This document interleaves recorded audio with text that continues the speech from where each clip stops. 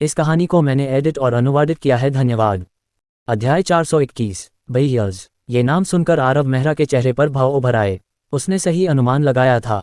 उन दिनों सम्राट झाटुई ने व्यक्तिगत रूप से बेयर्स को मारा था।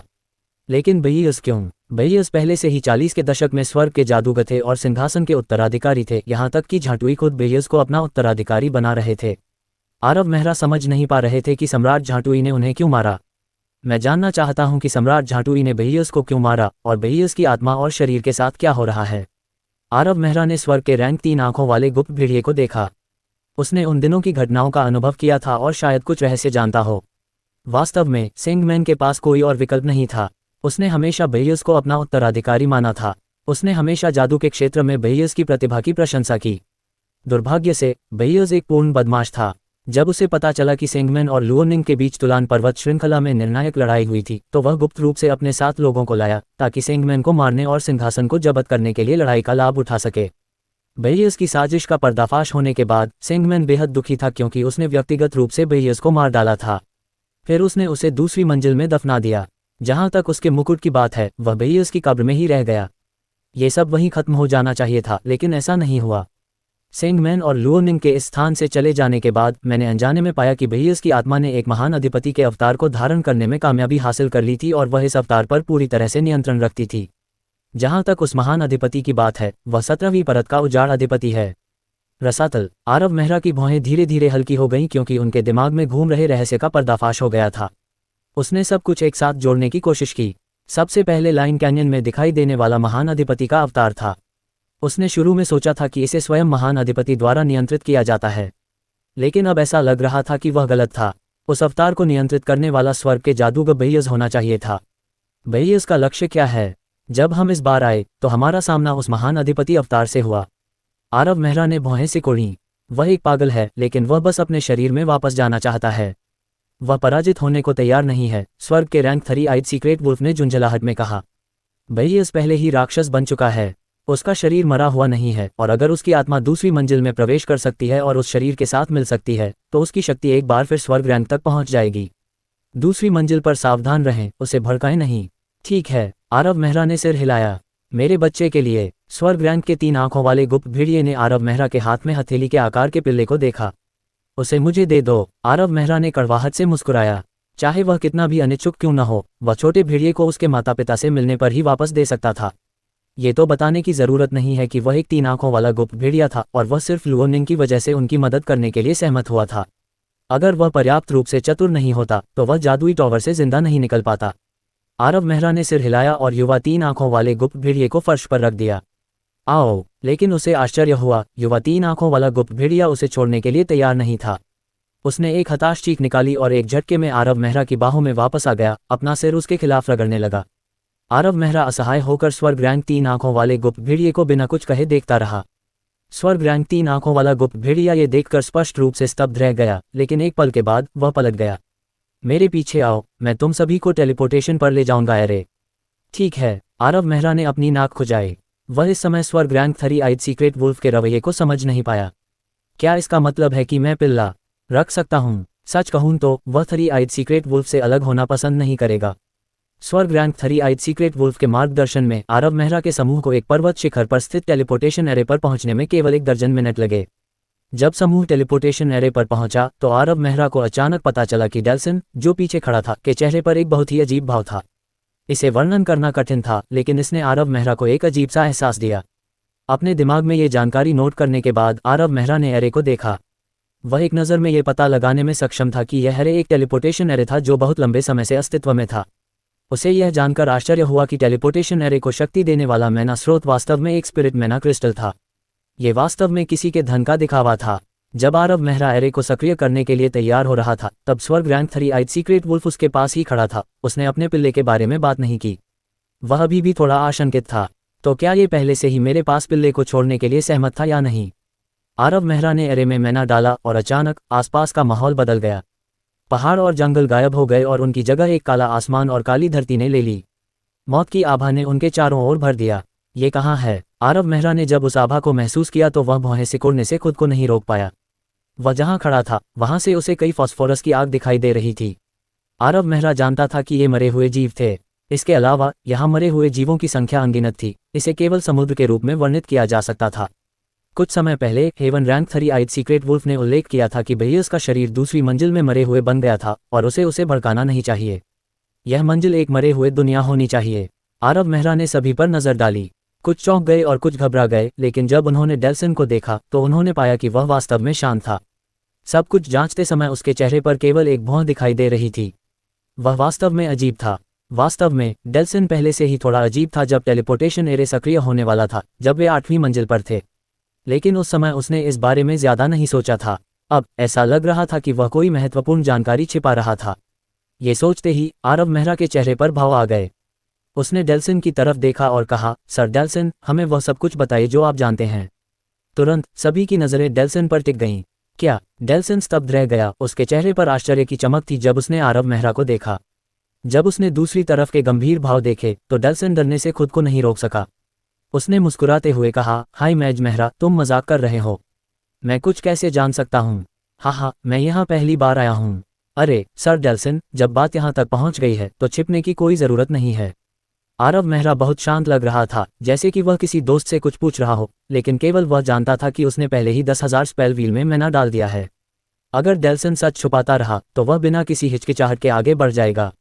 आखिरकार डेल्सन उसके सामने कुछ भी नहीं छिपा सकता था। सोल वॉकर का जादुई उपकरण अवतार जानकारी निकालने में माहिर था। उसे डेल्सन के साथ हरमन जैसा व्यवहार करने में कोई आपत्ति नहीं थी। ये व्यक्ति कुछ जानकारी छिपा रहा था जो संभवतः बाकी लोगों को खतरे में डाल सकता था। ये कुछ ऐसा था जिसे वह बर्दाश्त नहीं कर सकता था। जवाब दो। डेल्सन अचानक पीला पड़ गया। उसने डरते हुए आरव मेहरा को देखा। उसका माथा और पीठ ठंडे पसीने से भीग गई थी। उसने आरव मेहरा को 10,000 जादू चक्र में मन डालते हुए नहीं देखा था, लेकिन उसे अचानक याद आया कि कुछ महीनों के दौरान जब वह युवा जादूगर के साथ रहा तो उसने पहली बार युवा जादूगर को एक ही सवाल 2 बार पूछते देखा था। डेल्सन के लिए अज्ञात वास्तव में खतरनाक था, इसलिए उसने एक दृढ़ निर्णय लिया। उसने युवा जादूगर के तरीकों का प्रत्यक्ष अनुभव किया था। वह दबंग और निर्दयी था, जैसा कि डेल्सन ने देखा था जब आरव मेहरा सोलन से निपटता था। इसे अब और क्रूर नहीं कहा जा सकता, बल्कि वह बस सोलन को एक व्यक्ति नहीं मानता था।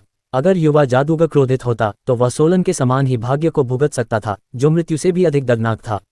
मुझे बताओ। आरव मेहरा ने डेल्सन की अभिव्यक्ति देखी और सावधानी से 10,000 जादू चक्र के भीतर मन को बिखेर दिया। उच्च जादूगर मेहरा, मुझे खेद है। मेरा आपको धोखा देने का कोई इरादा नहीं था। मैं कसम खाता हूँ, मैं आपको वह सब कुछ बता दूंगा जो मैं जानता हूँ, डेल्सन ने राहत की सांस लेते हुए कहा। उसने अपने माथे से पसीना पोंछते हुए अपनी आंखें आरव मेहरा पर टिकाए रखीं। ओडिन साम्राज्य में तीसरे राजवंश के शाही परिवार के उस वंशज ने न केवल हमारे स्वर्ग ज्ञानवर्धक भाड़े के सैनिकों के समूह को एक नक्शे का एक टुकड़ा दिया, बल्कि उसने हमें एक महत्वपूर्ण जानकारी भी दी। वास्तव में मुझे पहले से ही पता था कि सम्राट झाटुई के बेटे बेयर्स की मृत्यु तुलान पर्वत श्रृंखला में हुई थी और सम्राट झाटुई ने उसे इस दूसरी मंजिल में दफनाया था। ये कहने के बाद डेल्सन ने माफी मांगते हुए आरव मेहरा को देखा और अपना सिर नीचे कर लिया। ओडिन किंगडम के उस व्यक्ति ने हमें जिस चीज की तलाश करने को कहा था वह वास्तव में एक मुकुट है, और उस मुकुट को सम्राट झांतुई ने बेयर्स के साथ दफनाया था। जब तक हम उस चीज को वापस लाते हैं, हम ओडिन किंगडम से स्वर्ग रैंक पुरस्कार प्राप्त कर सकते हैं। और भी बहुत कुछ है, चलते रहो। आरव मेहरा ने डेल्सन को करीब से देखा और वह जानता था कि चीजें इतनी सरल नहीं थीं। डेल्सन उससे कहीं ज्यादा छिपा रहा था। मुझे समझाने के लिए कुछ समय दो। डेल्सन ने कड़वाहट से मुस्कुराया। उस व्यक्ति ने कहा था कि मुकुट टॉवर के किसी हिस्से में एक मरे हुए दुनिया में दफन है। इसके अलावा बेयर्स का शरीर पहले ही मर चुका होगा, लेकिन वह अपनी कब्र में निष्क्रिय है। जब तक हम उसे जगह नहीं देते, हम ताज हासिल कर सकते हैं, भले ही ये थोड़ा जोखिम भरा हो। ठीक है। आरव मेहरा ने सिर हिलाया। उसके चेहरे पर एक गंभीर भाव था। मुझे नहीं लगता कि मैं आपकी रक्षा करने के लिए बाध्य हूँ। इसके अलावा मुझे ताज में कोई दिलचस्पी नहीं है। हम यहाँ अलग हो जाएंगे। ज़्यूबन, चचेरे भाई विलियम, चचेरे भाई रॉस, चचेरे भाई लियोन, चलो चलते हैं। अध्याय 422। वह वास्तव में इसमें शामिल नहीं होना चाहता था। 3 भाड़े के समूहों को ताज मिलना और बहुत अच्छे पुरस्कार प्राप्त करना उसके साथ क्या करना था। इसके अलावा क्या बेयर्स का मृत शरीर वास्तव में इतना अनुकूल था? अगर वह जाग जाता तो उसकी शक्ति स्टार सेज जोई के बराबर होती। अगर वह मदद करता तो उसे कुछ नहीं मिलता और इस प्रक्रिया में वह अपनी जान भी गंवा सकता था। कोई भी बेवकूफ़ जानता होगा कि यह इसके लायक नहीं था। हाय मैज मेहरा, तुम मुझे खत्म करने दो। डेल्सन घबरा गया और दौड़कर आया। आरव मेहरा ने भावशून्यता से डेल्सन को देखा। एक और महत्वपूर्ण जानकारी थी जिसे साझा करने के लिए मेरे पास समय नहीं था। जादू टॉवर की दूसरी मंजिल वास्तव में सील है। कोई टेलीपोर्टेशन एरे नहीं है। टॉवर के नीचे जाने का केवल एक ही रास्ता है और वह है वह मुकुट। वास्तव में मुकुट जादू टॉवर की सबसे निचली मंजिल की कुंजी है। डेल्सन चिंतित था और घबराकर आरव मेहरा को देख रहा था। आखिरकार 3 भाड़े के समूहों की सेना इस मंजिल पर पर्याप्त नहीं होगी। अगर युवा जादूगर चला गया तो यह उनके लिए बहुत बुरा होगा। मुकुट प्राप्त करना तो दूर, जीवित रहना भी मुश्किल हो सकता है। इसलिए उसके पास आरव मेहरा से रहने के लिए विनती करने के अलावा कोई विकल्प नहीं था। ये जगह बहुत खतरनाक है हाय मैज मेहरा, मुझे लगता है कि सभी को एक साथ रहना चाहिए, ये सुरक्षित रहेगा। आरव मेहरा की अभिव्यक्ति थोड़ी बदल गई। जब डेल्सन उससे बात कर रहा था, आरव मेहरा ने अपनी बुक ऑफ डेथ के साथ बोन प्लेन से जुड़ने की कोशिश की, लेकिन असफल रहा। ऐसा लग रहा था कि दूसरी मंजिल में कोई ऐसी शक्ति है जो प्लेनर पथ को खोलने की उसकी क्षमता को सीमित कर रही है। उसने डेमीप्लेन की भी कोशिश की, लेकिन पाया कि वह अपना डेमीप्लेन नहीं खोल सकता। इससे उसे पता चल गया कि डेल्सन ने उससे झूठ नहीं बोला है। ऐसा लग रहा था कि उसे इस जगह से जाने के लिए वह ताज लेना होगा, इसलिए उसने सिर हिलाया। ठीक है, आरव मेहरा का जवाब सुनकर आरव मेहरा के समूह को छोड़कर सभी के चेहरे पर राहत के भाव थे। आरव मेहरा पहले से ही इस अन्वेषण दल का मुख्य हिस्सा था। वह एक ऐसा व्यक्ति था जिसके बिना वे नहीं रह सकते थे। लेकिन उस छोटी सी चर्चा के कुछ मिनट बाद आसपास अजीब सी आवाजें गूंजने लगीं। कुछ ही दूरी पर काली मिट्टी से सना हुआ एक कंकाल जमीन से रेंगने लगा। उसके हाथ में एक टूटी हुई तलवार थी जिसकी चमक खत्म हो चुकी थी। उसकी आंखों के गड्ढों में 2 फास्फोरस की आग टिमटिमा रही थी। इसके बाद खुदाई की और आवाजें आने लगी, क्योंकि एक के बाद एक कंकाल योद्धा जमीन से रेंगते हुए बाहर निकल रहे थे और कंकालों की संख्या लगातार बढ़ती जा रही थी। टूटी फूटी जंग लगी तलवारें थामे कुछ दर्जन कंकालों को जमीन से रेंगने में ज्यादा समय नहीं लगा। उनकी आंखों में आग भयावह रूप से टिमटिमा रही थी, क्योंकि वे आरव मेहरा के समूह को घेर रहे थे। लेकिन जब वे आरव मेहरा से 10 मीटर दूर थे तो वे सभी कंकाल योद्धा रुक गए। आग एक बार फिर से तेजी से धधकने लगी, फिर अचानक मंद पड़ गई। वे तितर बितर होने से पहले कुछ दर्जन मीटर पीछे हट गए और पास आने की हिम्मत नहीं जुटा पाए। क्या हुआ? वे सभी स्तब्ध थे, खासकर वीस। जब वे कंकाल योद्धा पास आए तो वह उच्च स्तरीय मंत्रों का जाप करने के लिए तैयार था, लेकिन इससे पहले कि वह उन्हें विस्फोट कर पाता, उसने देखा कि ये कंकाल पहले ही भाग रहे थे। इसलिए उनके क्रोध से बचने के लिए उसके पास अपने मंत्रों को बीच में ही रोकने के अलावा कोई विकल्प नहीं था। उसने इन कंकालों की अजीब हरकतें देखी थीं और उनकी आत्मा की आग के मंद होने के सिर्फ 2 कारण थे। एक तो ये कि वे मरने वाले थे और दूसरा डर। पहले वाले को आसानी से खत्म किया जा सकता था। वे कंकाल मरने के कगार पर नहीं लग रहे थे। अगर कुछ भी हो तो वे पहले से ही मर चुके थे। किसी भी मामले में अगर वे मरने के कगार पर होते तो वे कुछ दर्जन मीटर पीछे हटने की जहमत नहीं उठाते। इस प्रकार सिर्फ दूसरा कारण बचा था। लेकिन उन कंकालों को इतना डर क्यों लग रहा था? आखिरकार केवल एक उच्च स्तरीय मरे हुए जीव ही इन कंकालों में डर पैदा कर सकते थे। उनके समूह में केवल 10 इंसान और एक बीस्टमैन थे। वेस हैरान रह गया क्योंकि वह सभी का पीछा करते हुए आगे बढ़ रहा था। कुछ मिनटों के बाद कंकालों के एक और समूह ने उन्हें घेर लिया, लेकिन जैसे ही वे हमला करने वाले थे वे कंकाल एक बार फिर डरकर भाग गए। इसने उसे शाप देने का मन किया। वह ये भी सोच रहा था कि क्या कोई उच्च स्तरीय मरे हुए व्यक्ति आसपास के इलाके में छिपा हुआ है जो चुपके से उनका पीछा कर रहा है। ये सोचते हुए वीस ने अचानक चारों ओर देखना शुरू कर दिया। उसने फास्फोरस रोशनी के विशाल समुद्र को टिमटिमाते हुए देखा। ऐसा लग रहा था कि कम से कम 5 से 600 होंगे। वीस अपने माथे से पसीना पोंछने से खुद को नहीं रोक सका। वे 10 मिनट से ज्यादा समय से यहाँ नहीं थे। इतने सारे कंकाल एक साथ कैसे इकट्ठे हो सकते हैं? इसके अलावा ऐसा लग रहा था कि हड्डियों के उस समुद्र की ओर और भी ज्यादा कंकाल इकट्ठा हो रहे थे। लेकिन अजीब बात यह है कि उन कंकालों ने पास आने का कोई इरादा नहीं दिखाया, बल्कि वे लगभग 100 मीटर दूर तक घूमते रहे। हाय मैज मेहरा, चलो रुकते हैं। हमारे पीछे बहुत सारे कंकाल हैं। क्या हमें पहले उनसे निपटना नहीं चाहिए? वीस ने आरव मेहरा की ओर देखा जो सबसे आगे चल रहा था और उत्सुकता से बोला, इसके अलावा वे इकट्ठा होते रहते हैं। मुझे डर है कि हमें जल्द ही कुछ परेशानियों का सामना करना पड़ सकता है। सर वीस, उनका ख्याल रखने की कोई ज़रूरत नहीं है क्योंकि वे हमला नहीं कर रहे हैं। आइए पहले नीचे की ओर जाने वाले टेलीपोर्टेशन एरे की तलाश करें। आरव मेहरा ने पीछे मुड़कर भी नहीं देखा। इन सब का कारण होने के नाते वह कैसे नहीं जान सकता था कि क्या हो रहा था। ये सब उसके अनडेड प्रीडेटर पैसिव स्किल की वजह से था। ये वह स्किल थी जो उसने डेथ गार्डन में हासिल की थी और बोन प्लेन में देखी थी। लेकिन जितने कम लोग इस क्षमता को जानते हैं उतना ही अच्छा है। इस प्रकार उसने कुछ भी कहने की योजना नहीं बनाई। उद्धरण चिन्ह ... उद्धरण चिन्ह। वीस ने आरव मेहरा को अजीब तरह से देखा। वह कुछ कहना चाहता था लेकिन वह चुप रह गया। उसे लगा कि यह युवा जादूगर पर्याप्त परिपक्व नहीं है। उनके पीछे मरे हुए लोगों का समूह एक संभावित संकट था। उनसे निपटने के बिना वह कैसे सहज रह सकता था? वह बहुत छोटा है। वीस ने मन ही मन अपना सिर हिलाया। हालांकि वह युवा जादूगर से थोड़ा असंतुष्ट था, लेकिन उसकी ताकत पहले ही 5वीं रैंक के आर्कमेज के स्तर तक गिर गई थी और उसके पास झुकने के अलावा कोई और विकल्प नहीं था। इसके अलावा युवा जादूगर का सामना करते समय उसे दोषी महसूस हुआ। कुछ महीने पहले लाइन कैनियन में जो हुआ था वह उसके दिमाग में बार बार आता रहा। उस समय सोलन की रक्षा के लिए उसने युवा जादूगर पर हमला भी किया। जब उजाड़ अधिपति का अवतार प्रकट हुआ तो उसने युवा जादूगर को उसकी मौत के लिए भेजने के लिए कुछ पवन विस्फोट भी किए। इस बारे में सोचते ही उसकी पीठ से ठंडा पसीना टपकने लगा। सौभाग्य से युवा जादूगर को इस पर बहस करने में कोई दिलचस्पी नहीं थी। आरव मेहरा ने वीस को हल्के से देखा लेकिन कुछ नहीं कहा। फिर वह पीछे मुड़ा और सभी का नेतृत्व किया। मरे हुए शिकारी के साथ ये कुछ निम्न स्तरीय कंकाल योद्धा उन पर हमला करने की हिम्मत नहीं करेंगे। इस प्रकार रास्ता बहुत आसान था। वे कभी कभी उच्च जादूगरों के बराबर कुछ मरे हुए जीवों से मिलते थे, लेकिन ज़ियुबन अपने नरसंहार के साथ आगे बढ़ता और उन्हें धूल में बदल देता। जैसे जैसे घंटे बीतते गए आरव मेहरा को धीरे धीरे पता चला कि यह मरे हुए लोगों की दुनिया उसकी कल्पना से कहीं ज्यादा बड़ी थी। ये पूरे बोन प्लेन के बराबर थी। उसका मैजिक एरे पूरे समय अधिकतम गति से घूम रहा था, आसपास के बारे में जानकारी ले रहा था। अगर बेयर्स की कब्र दिखाई देती तो वह निश्चित रूप से उसका पता लगा लेता, लेकिन उसे कुछ भी नहीं मिला। इतनी बड़ी मरे हुए लोगों की दुनिया में कुछ ढूंढना घास के ढेर में सुई ढूंढने से अलग नहीं था। इन कुछ घंटों में हालांकि उन पर मरे हुए लोगों ने हमला नहीं किया था, लेकिन मौत की आभा उनके दिमाग और शरीर पर दबाव डाल रही थी। उन्होंने आराम करने की हिम्मत भी नहीं की और चलते रहे जब तक कि उनके सामने एक छोटी सी काली पहाड़ी दिखाई नहीं दी। ये केवल 1 दर्जन मीटर ऊंची थी और अनगिनत हड्डियों और कुचले हुए पत्थरों से बनी थी। जब वे काली पहाड़ी के पास पहुंचे तो आरव मेहरा ने स्पष्ट रूप से दूर से टिमटिमाती फॉस्फोरस रोशनी देखी और उनकी संख्या बढ़ती जा रही थी। उसे अचानक आशंका हुई और उसने डूम स्टाफ को लहराया। 1 दर्जन जादूगर आंखों को उस क्षेत्र के चारों ओर देखने के लिए भेजा। उसने पाया कि कई मरे हुए लोग उनके पास आ रहे थे। आरव मेहरा दंग रह गया। जादूगर आंख की मदद से वह देख सकता था कि उन कंकाल योद्धाओं पर एक काली आभा थी। कंकाल योद्धा सबसे घटिया मरे हुए जीव थे। आमतौर पर वे आरव मेहरा के पास जाने की हिम्मत नहीं करते थे, लेकिन किसी कारण से उस काली आभा के नियंत्रण में वे कंकाल योद्धा मरे हुए शिकारी से प्रभावित नहीं हुए। मरे हुए लोगों की संख्या गिनती से परे थी।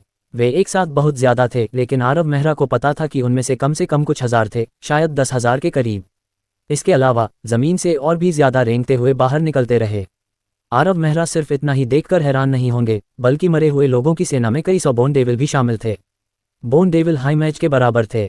एक शायद ज्यादा ना हो, लेकिन कई 100। ये थोड़ा डरावना था। ये कई 100 हाई मैच से बनी सेना के बराबर था। ऐसी अत्याचारी शक्ति ऐसी चीज नहीं थी जिससे कोई आर्कमेज निपट सके। शिट! आरव मेहरा का दिल बैठ गया और उसके हाव भाव बदल गए।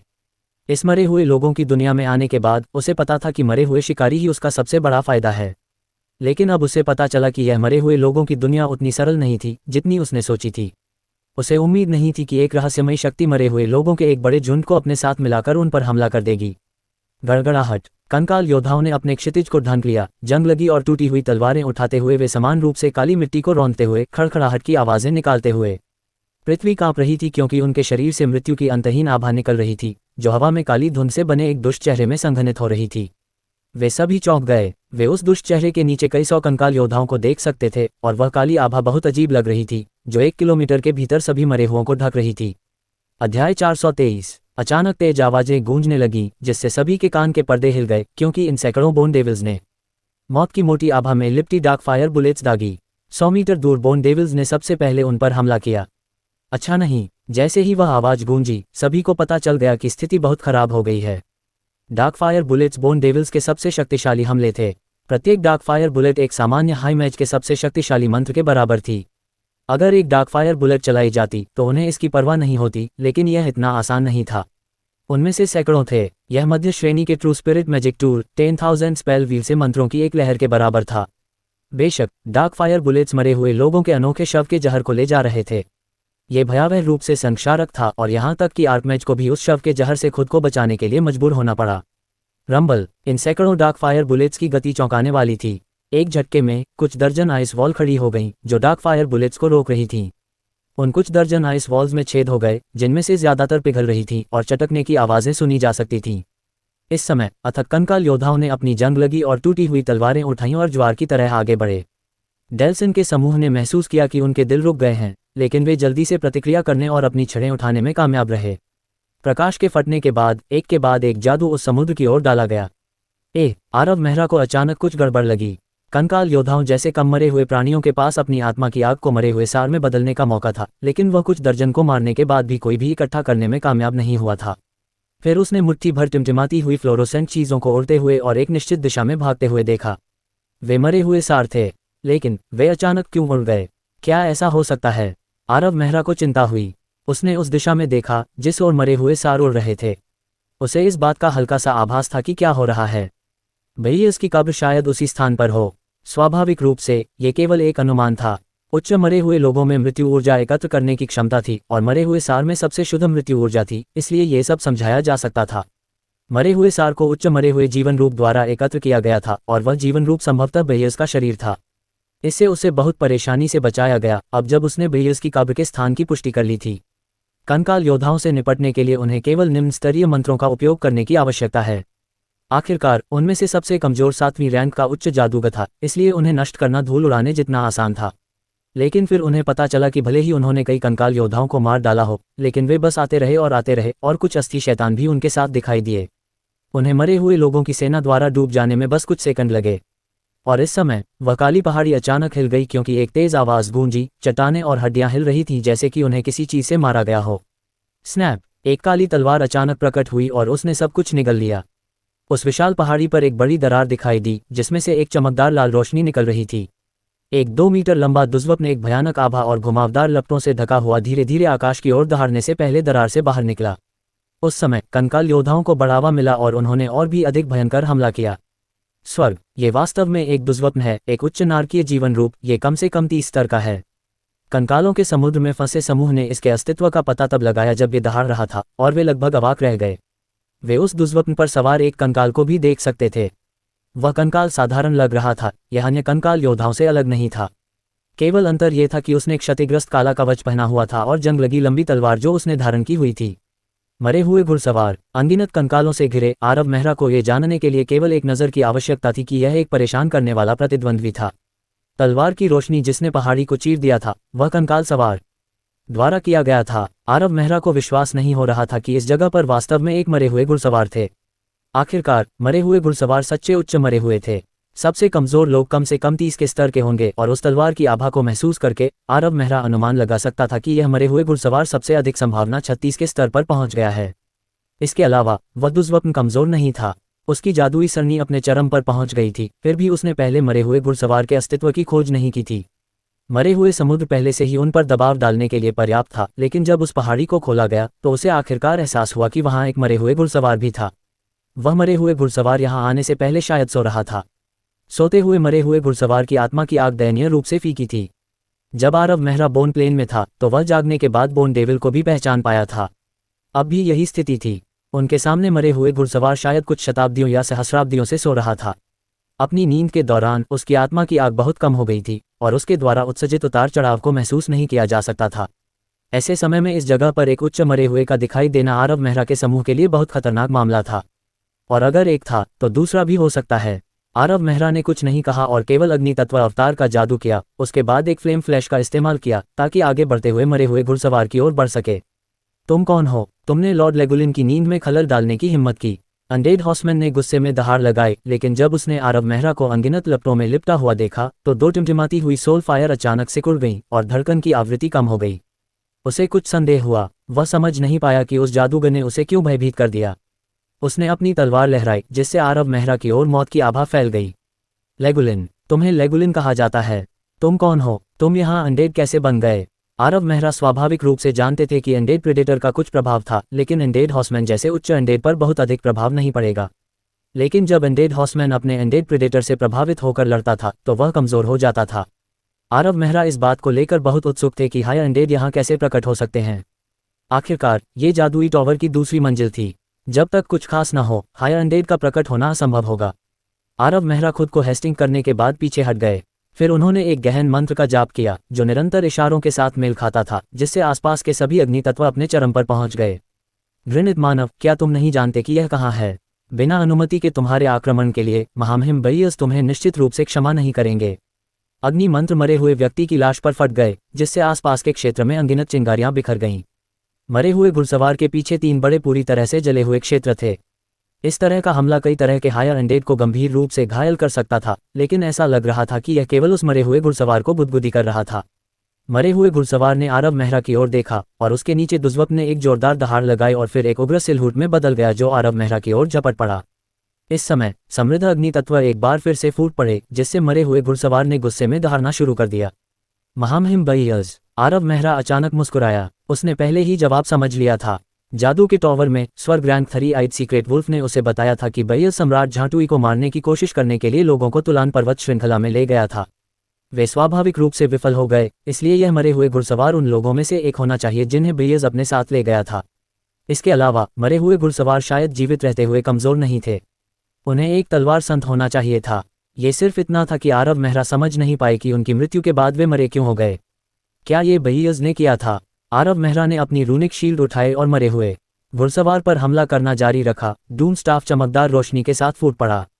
उसी समय 10,000 स्पेल व्हील में मैना डाला गया और अनगिनत निम्न स्तरीय मंत्रों की बारिश हुई। रंबल, मरे हुए घुड़सवार पर विस्फोट करने से पहले कई मंत्र हवा में फट गए। मरे हुए घुड़सवार के आश्चर्यजनक बचाव के साथ भी उसका शक्तिशाली जादू प्रतिरोध मंत्रों की उस बाढ़ का सामना कर रहा था, जब तक कि एक मंत्र ने मरे हुए घुड़सवार के सिर पर एक बहुत छोटी दरार नहीं बना दी। मरे हुए लोगों को मारना बहुत मुश्किल था। अगर हमला करने वाला कोई जादुई जानवर होता तो वे पहले ही गंभीर रूप से घायल हो चुके होते। अध्याय 424। भले ही मरे हुए लोग अपने अंग खो देते, लेकिन इससे उनकी हरकतें और भी मुश्किल हो जाती। इसलिए उनकी आत्मा की आग को नष्ट करना सबसे तेज तरीका था। बस इतना ही है कि मरे हुए घुड़सवार जैसे उच्च मरे हुए लोगों के पास कुछ ज्ञान था और उन्होंने अपनी यादों का एक हिस्सा बनाए रखा था, इसलिए वे स्वाभाविक रूप से जानते थे कि अपनी आत्माओं की रक्षा कैसे करनी है। मरे हुए घुड़सवार ने एक गहरी दहाड़ लगाए। उसकी आंखों के गड्ढों में दो आत्मा की आग तेजी से धधक रही थी, जब वह अपने आगे पागलों की तरह जलती हुई लपटों को देख रहा था। दुष्वप्न ने उस क्षण गति बढ़ा दी जब घुड़सवार का सिर आरव मेहरा की ओर मुड़ा, एक छाया में बदल गया जो उससे टकराने के लिए तैयार था। पागल मरे हुए घुड़सवार हर कदम पर जमीन को रौंद रहा था, जिससे हर कदम पर कुछ मीटर चौड़ा क्षेत्र कांप रहा था। इसके अलावा मरे हुए घुड़सवार की गति को केवल भयावह ही कहा जा सकता है। यह वेस, जो कंकालों से घिरा हुआ था, संयोग से उस दृश्य को देखने में कामयाब रहा। उसकी आंखें चौड़ी हो गईं क्योंकि उसकी पीठ पर ठंडा पसीना जमने लगा था। अपनी दृष्टि से वह स्वाभाविक रूप से देख सकता था कि इस दुष्वप्न पर सवार घुड़सवार में शीर्ष स्तर 36 मरे हुए व्यक्ति की शक्ति थी। अगर वह घायल न होता तो यह उसके बराबर होता। इसके अलावा मरे हुए घुड़सवार युवा जादूगर से केवल 10 मीटर की दूरी पर था। एक झटके से वह युवा जादूगर उड़ जाएगा। यहाँ तक कि छठी रैंक का तलवार संत भी बुरी तरह घायल हो जाएगा। एक जादूगर के लिए उसके कमजोर शरीर के साथ ऐसे भयावह हमले के तहत वह कुचलकर मर सकता है। शिट, वेस ने मन ही मन कोसा, क्योंकि वह देख सकता था कि युवा जादूगर वहां खड़ा था, अलग थलग, यहाँ तक कि रक्षात्मक मंत्र भी नहीं चला रहा था। निश्चित रूप से वह बहुत छोटा है। वेस आहें भरने से खुद को रोक नहीं सका। उसकी नज़र में युवा जादूगर कमजोर नहीं था, लेकिन उसका युद्ध का अनुभव दयनीय रूप से सती था। वह हमले से बुरी तरह डर गया था।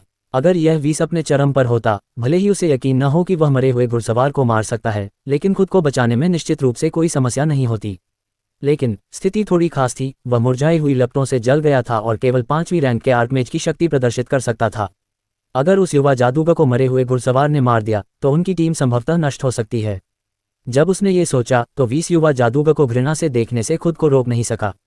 जल्दी करो, अग्नि तत्व अवतार का उपयोग करो। वीस की पीठ बहुत पहले से ठंडे पसीने से भीग चुकी थी। युवा जादूगर के पास अभी बचने का एकमात्र तरीका अग्नि तत्व अवतार का उपयोग करना और मरे हुए घुड़सवार के हमले की सीमा से जल्दी से बचने के लिए फ्लेम फ्लैश का उपयोग करना था। अन्यथा वह निश्चित रूप से मर जाएगा। दुर्भाग्य से, भले ही वह युवा जादूगर को याद दिलाना चाहता था, वह इसके बारे में कुछ नहीं कर सकता था, क्योंकि मरे हुए घुड़सवार पहले से ही उसके ऊपर था। युवा जादूगर ने अचानक अपना दाहिना हाथ उठाया और उस पर लगी अंगूठी छिपी हुई रोशनी से टिमटिमा उठी। फिर वीस ने देखा कि अचानक अंगूठी से प्रकाश की एक काली किरण बाहर निकली, जो अत्यंत शक्तिशाली गति और अत्यंत बुरी आभा के साथ फूट पड़ी। गड़गड़ाहट, केवल उस भारी कंपन को महसूस किया जा सकता था क्योंकि मरे हुए घुड़सवार जो युवा जादूगर से टकराने वाला था, सीधे काली किरण से टकरा गया था। उसने एक शोकपूर्ण चीख निकाली और 10 मीटर पीछे उड़ गया, जैसे कि एक पतंग जिसकी डोर कट गई हो। यहाँ तक कि वह उच्च मरे हुए भी उस काली किरण से हार गया। उस दृश्य ने वीस को पूरी तरह से चौंका दिया। वह कांपने से खुद को रोक नहीं सका। उस काली किरण की शक्ति वास्तव में भयावह थी। अपने चरम पर भी वीस को गंभीर चोट लग सकती थी। धरती चीरने वाला हाथ। आरव मेहरा ने एक मंत्र पढ़ा और एक पीछे की ओर मुड़ी हुई हथेली चुपचाप हवा में प्रकट हुई और फिर उस मरे हुए घुड़सवार के शरीर से टकरा गई। एक दरार की आवाज सुनी जा सकती थी क्योंकि मरे हुए घुड़सवार, जो अभी भी इविल ड्रैगन गेज के दुष्परिणामों से पीड़ित था, उस हथेली से कुचला गया था। उसका पूरा शरीर जमीन में धंस गया था और मरे हुए घुड़सवार के शरीर से एक गहरी दरार फैल गई थी, जो कुछ हद तक चौंकाने वाली लग रही थी। मरे हुए घुड़सवार की आंखों की कोठरियों में आत्मा की आग पागलों की तरह जल रही थी। मानव, मैंने तुम्हारी बहुत सारी ऊर्जा बर्बाद कर दी होगी। मरे हुए घुड़सवार के पास कुछ और कहने का समय नहीं था इससे पहले कि एक लौ उठी और उसके शरीर को ढक दिया। लौ के केंद्र में मरे हुए घुड़सवार ने चीख मारी, लेकिन कुछ सेकंड में ही उसकी हड्डियां जलकर काली हो गईं। मरे हुए लोगों में लपटों के प्रति जन्मजात भय होता है। अब जब वह आग के समुद्र में फंस गया था तो मरे हुए घुड़सवार की चीखें बहुत कमजोर हो गईं। आरव मेहरा, जिसका पूरा शरीर आग की लपटों में लिपटा हुआ था, तुरंत आग के समुद्र में भाग गया और मरे हुए घुड़सवार के प्रतिक्रिया न कर पाने का फायदा उठाकर एक और अर्थ रैंडिंग हैंड का इस्तेमाल किया। इस बार अर्थ रैंडिंग हैंड ने मरे हुए घुड़सवार की हड्डियों को चकनाचूर कर दिया और उसकी आत्मा की आग पूरी तरह से काली हो गई। ओह, आरव मेहरा ने चुपके से राहत की सांस ली। इस लेवल 36 के मरे हुए घुड़सवार को संभालना वाकई मुश्किल था। इसके अलावा इसने अपनी यादों का एक हिस्सा वापस पा लिया था और इसके पास सभी तरह के ज्ञान और युद्ध का अनुभव था। जहां तक इसकी असली ताकत की बात है तो भ्रम में उसने जिस लेवल 36 सैंड बीस्ट से लड़ाई की थी वह शायद इसका मुकाबला न कर सके। इसके अलावा मरे हुए घुड़सवार की रक्षात्मक शक्ति वाकई आश्चर्यजनक थी। इसे मारना वाकई मुश्किल था। अगर आरव मेहरा ने अपने एल्केमिक मैना वर्लपूल से मैना को सोल वॉकर में नहीं डाला होता ताकि एक दुष्ट ड्रैगन गेज को बाहर निकाला जा सके, जिससे इस प्रक्रिया में मरे हुए घुड़सवार को गंभीर रूप से चोट लग सकती थी, तो इसमें बहुत प्रयास करना पड़ सकता था। उन्होंने अनुमान लगाया कि लेगुलिन नामक यह मरे हुए घुड़सवार जब जीवित था तब कम से कम 8वीं रैंक का तलवार संत था। मरने और मरे हुए में बदल जाने के बाद उसकी ताकत बहुत कम हो गई थी। 8वीं रैंक का तलवार संत। तीसरे राजवंश की बात तो छोड़िए, वर्तमान ओकलैंड में भी 8वीं रैंक के तलवार संतों का दर्जा बहुत ऊंचा था। ताकत के मामले में भी वे जोई और हेरेन से थोड़े ही कमतर थे। आरव मेहरा को लगभग यकीन था कि लेगुलिन निश्चित रूप से अपने युग के दौरान एक प्रभावशाली व्यक्ति था। वह बस एक बदकिस्मत आदमी था जो गलत पक्ष में आ गया और बेयस का अनुसरण करने लगा। अब जब उसने इतिहास के बारे में सोचा तो आरव मेहरा को अचानक पता चला कि बेयस से जुड़े सभी लोग किसी न किसी तरह से इसमें शामिल थे। बेयस के वंशज सबसे गंभीर रूप से इसमें शामिल थे। बेयस के लापता होने के बाद उन्हें तुरंत एक तरफ धकेल दिया गया और फिर उन्हें कुछ उजाड़ इलाकों में निर्वासित कर दिया गया और बेयस को अब तीसरे राजवंश के शाही परिवार के सदस्य के रूप में मान्यता नहीं दी गई। जब आरव मेहरा ने इतिहास के इस हिस्से के बारे में खस्ताहाल पुस्तकालय में पढ़ा तो वह बहुत उत्सुक था। बेयस के वंशजों ने ऐसी कौन सी गलती की थी कि उन्हें वास्तव में ऐसी सजा मिली, और अब वह स्पष्ट रूप से समझ गया कि बेयस केवल एक अपमान था। उसने वास्तव में सिंहासन पर कब्जा करने के लिए अपने ही पिता सम्राट झांतुई को मारने की कोशिश की थी। अपने वंशजों को मिटाने के बजाय केवल निर्वासित करना पहले से ही बहुत दयालु था। जैसे जैसे समय बीतता गया तीसरा राजवंश अपने पतन की ओर बढ़ गया और तीसरे राजवंश के वंशजों को एक आपदा का सामना करना पड़ा। अब तीसरे राजवंश के शाही परिवार की सबसे शुद्ध रक्तरेखा ओडिन साम्राज्य में थी।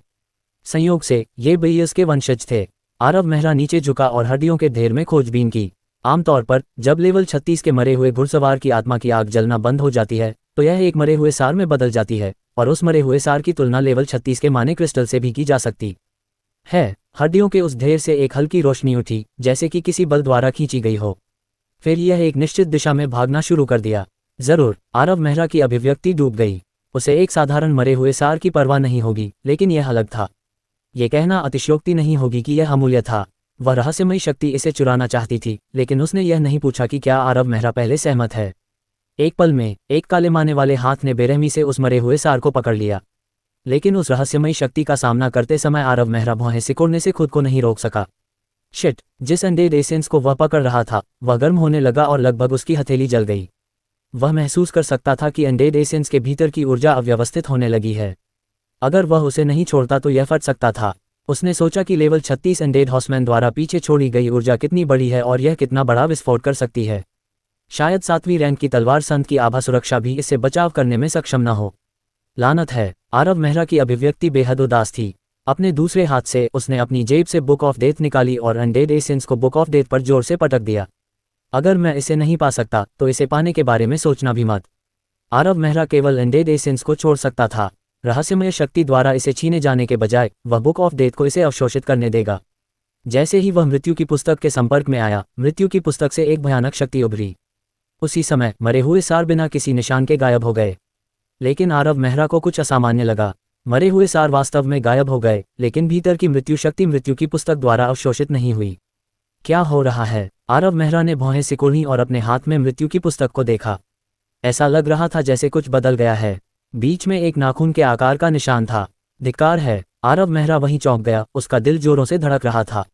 हालांकि वह निशान धुंधला था, फिर भी वह मरे हुए घुड़सवार की छवि को पहचान सकता था। अध्याय 425। वह परिवर्तन बहुत अजीब था। उसने स्पष्ट रूप से अनडेड एसेंस को बुक ऑफ डेथ में पटक दिया। वह चाहता था कि बुक ऑफ डेथ उसे अवशोषित कर ले, लेकिन उसने ऐसा होने की उम्मीद नहीं की थी। ये तर्कसंगत नहीं था। आरव मेहरा वहीं खड़ा था, बुक ऑफ डेथ को पकड़े हुए। उसके चेहरे पर एक गंभीर भाव था।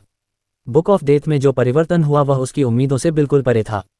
बुक ऑफ डेथ ने पहले भी अक्सर अनडेड एसेंस को अवशोषित किया था, लेकिन यह अजीब घटना पहले कभी नहीं हुई थी। यहाँ तक कि बैन द्वारा छोड़े गए नोटों में भी इसका उल्लेख नहीं था। ठीक है, उसे अचानक याद आया कि तुलान पर्वत श्रृंखला में पहुंचने से पहले उसकी बुक ऑफ डेथ में केवल सेज चैप्टर और ट्रुथ चैप्टर था। अब एलिमेंट चैप्टर भी था। बुक ऑफ डेथ में जो परिवर्तन हुए वे संभवतः एलिमेंट चैप्टर से संबंधित हो सकते हैं। यह महसूस करने के बाद उसे लगा कि यह परिवर्तन कुछ सकारात्मक हो सकता है। गहरी सांस लेने के बाद उसने मरे हुए घुड़सवार की तस्वीर में मैना डालने की कोशिश की। मैना की वह बूंद तुरंत अवशोषित हो गई। दहाड़, एक भयानक दहाड़ गूंजी जब 3 मीटर लंबा मरे हुए घुड़सवार ने भयावह आभा बिखेरते हुए आरव मेहरा के बगल में कहीं से प्रकट हुआ। लानत है! आरव मेहरा का चेहरा पीला पड़ गया, लेकिन उसने संकोच नहीं किया। 3 बर्फ की दीवारें तुरंत एक रूनिक शील्ड के साथ दिखाई दीं।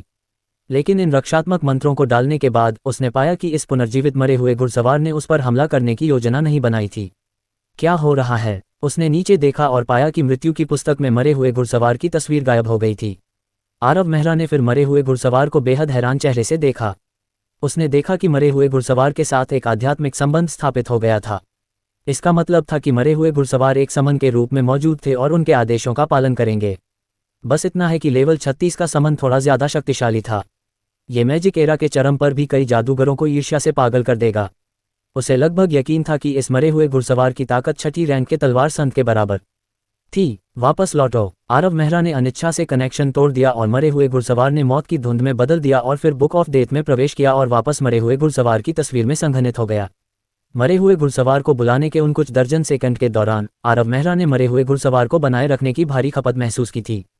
ऐसा लगता है कि मुझे बोन प्लेन पर प्रगति को तेज करना होगा, आरव मेहरा ने कड़वाहट से मुस्कुराते हुए कहा। अपने हाथ में एक फ्लेम फ्लैश और बुक ऑफ डेथ के साथ आरव मेहरा मरे हुए समुद्र की ओर भागा और फ्लेम बर्स्ट के बाद फ्लेम बर्स्ट फेंका।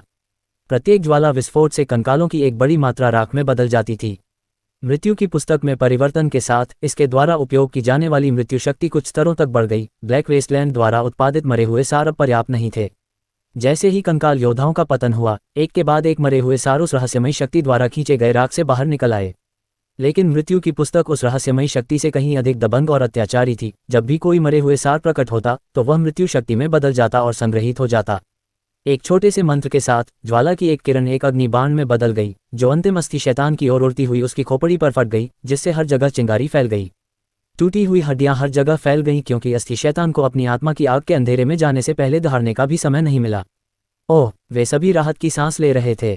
3 घंटे तक चली ये लड़ाई आखिरकार खत्म हुई और करीब 10,000 कंकाल योद्धाओं के साथ साथ बोन डेविल्स भी नष्ट हो गए। उनके चारों ओर हड्डियों का एक समुद्र फैल गया, जिससे एक भयानक एहसास हुआ क्योंकि चारों ओर मौत का माहौल छाया हुआ था। अरे, इतने सारे मरे हुए लोग कैसे दिखाई दिए? वेस ने जमीन पर बैठने से पहले जोर से शाप दिया। अभी भी हौंफ रहा था और डर रहा था। 5वीं रैंक के आर्कमेज की शक्ति के साथ भी 3 घंटे की लड़ाई काफी लंबी थी, लेकिन उसकी स्थिति काफी खास थी। उसे हर समय उन 2 विदरिंग फ्लेम के क्षरण को रोकने के लिए बहुत अधिक मात्रा में मैना जुटाना पड़ता था। वास्तव में बाकी लोग उससे अपेक्षाकृत बेहतर थे, बेशक आरव मेहरा को छोड़कर। वेस ने उस बेहद तीव्र लड़ाई को याद किया और उसका दिल कांप उठा। खासकर उस लड़ाई के अंत में काली रोशनी उत्सर्जित करने वाली उस अंगूठी ने उसे लगभग मौत के मुंह में धकेल दिया। अपनी अंतर्दृष्टि से वह बता सकता था कि यह काली किरण 6ठी रैंक के आर्कमेज को गंभीर रूप से घायल कर सकती है। वह वास्तव में नहीं जानता था कि उस युवा जादूगर के पास इतनी भयानक चीज कैसे हो सकती है। उसने अपना सिर घुमाया और देखा कि युवा जादूगर कुछ ही दूरी पर बैठा हुआ है। वीस ने मुस्कुराते हुए आगे बढ़ने से पहले थोड़ा सोचा। एर्म, हाय मैज मेहरा, आपको परेशान करने के लिए क्षमा करें। उस मरे हुए घुड़सवार को लेगुलिन कहा जाता था, है न? हाँ, आरव मेहरा ने भौहें से कुढ़ी। उसने वीस की ओर एक उदासीन नजर डाली और हल्के से सिर हिलाया। वह तीसरे राजवंश का कोई व्यक्ति था, बेयस के अनुयायियों में से एक जो तुलान पर्वत श्रृंखला में मर गया था। आरव मेहरा का जवाब सुनकर वेस ने भौहें से कुढ़ी। ये सही होना चाहिए। मुझे याद है कि तीसरे राजवंश में सम्राट झाटुई के समय में लेगुलिन नामक एक प्रसिद्ध तलवार संत थे। उनका भी काफी उच्च दर्जा था। वे दरबार के संरक्षक थे और सम्राट झाटुई ने उन्हें संकेत भी दिए थे। आरव मेहरा ने यह सुनकर मन ही मन अपना सिर हिलाया। कोई आश्चर्य नहीं कि सम्राट झाटुई लौटने के 10 साल बाद मर गए। ऐसा लग रहा था कि उनका दिल बहुत टूट गया था। न केवल उनके बेटे ने उन्हें धोखा दिया, बल्कि जिस व्यक्ति की उन्होंने मदद की थी उसने भी बिना किसी हिचकिचाहट के उन्हें धोखा दिया। क्या तुम ही हो जिन्होंने लेगुलिन को मारा है?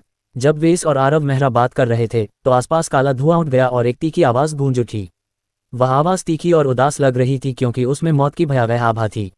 जैसे ही वे शब्द गिरे, काला धुआं गाढ़ा हो गया और एक अपार मृत्यु शक्ति फैल गई। वे सभी काले धुएं से एक हड्डीदार सिलहूट को निकलते हुए देख सकते थे। दो धड़कते फास्फोरस लाइटें पुतलियों की तरह उन्हें देख रही थीं।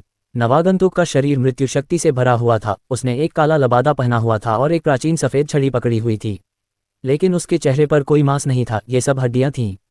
यह एक मरे हुए व्यक्ति था। लिच, ये वास्तव में एक लिच है। जब लिच दिखाई दिया तो वे सभी दंग रह गए। लिच की मृत्यु आभा से डरकर उनकी पीठ पर ठंडा पसीना आ गया। आरव मेहरा ने भी भौहें सिकोड़ी। मरे हुए व्यक्ति को आकार देना एक बेहद जटिल प्रक्रिया थी। नोसेंट में लिच जैसा मरे हुए व्यक्ति बहुत दुर्लभ था।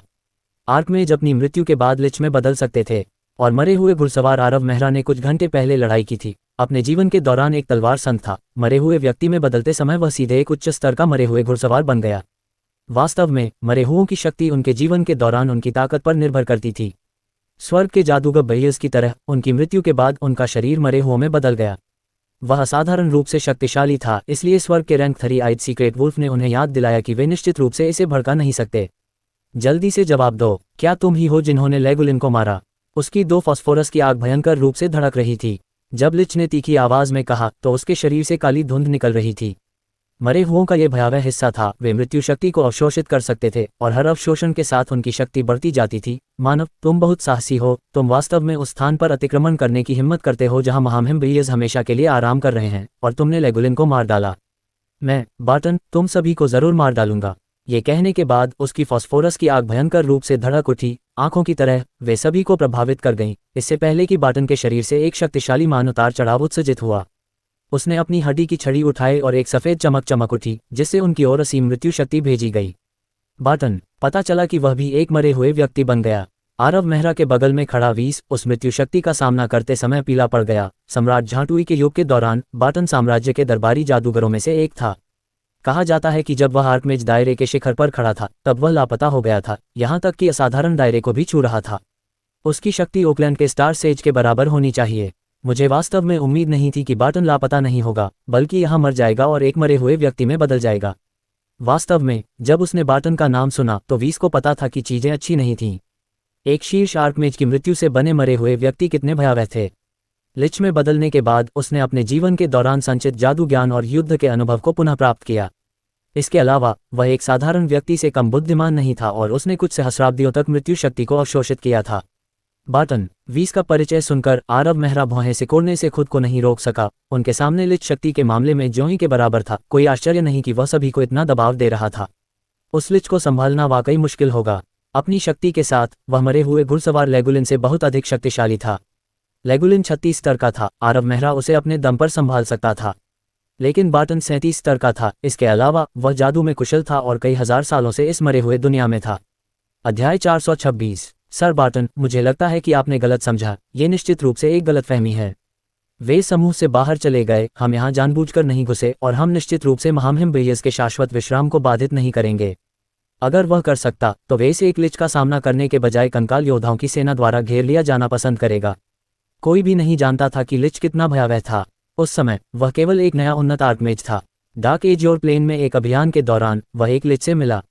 डार्क एज और प्लेन में एक मरे हुए व्यक्ति का निर्माण करना बहुत कठिन था, फिर भी उसका सामना एक शक्तिशाली लिच से हुआ।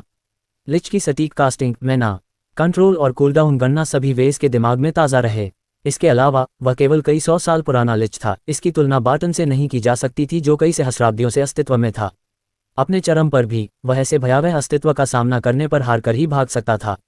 इसके अलावा उनके पास बेयस को परेशान करने की कोई योजना नहीं थी। वे केवल अगले स्तर तक टेलीपोर्टेशन एरे को खोजना चाहते थे ताकि वे तुरंत इस जादुई टॉवर को छोड़ सकें। इस प्रकार उन्होंने एक स्पष्टीकरण दिया और लिच को विनम्रता से सर बार्टन कहा। ओह, लिच की आंखों के गड्ढों में दो टिमटिमाती फास्फोरस की आग थोड़ी सी धड़क रही थी क्योंकि वह वीस को एक तीखी और कान फाड़ने वाली व्यंग्यात्मक आवाज जारी करने से पहले भयावह रूप से देख रहा था। मनुष्य बहुत भोले हैं। आप, सर बार्टन, आपका क्या मतलब है? वीस की अभिव्यक्ति बहुत बदल गई। उसके माथे पर पसीने की बूंदें लुढ़क रही थीं। जब लिच ने अपने शब्द समाप्त किए तो उसे एक बुरा पूर्वाभास हुआ। लेवल 37 के करीब इस लिच का सामना करते समय उनमें वाकई आत्मविश्वास की कमी थी। यह हिज हाइनेस बेयस का देश है। यहाँ इंसानों को आए हुए हजारों साल हो गए हैं।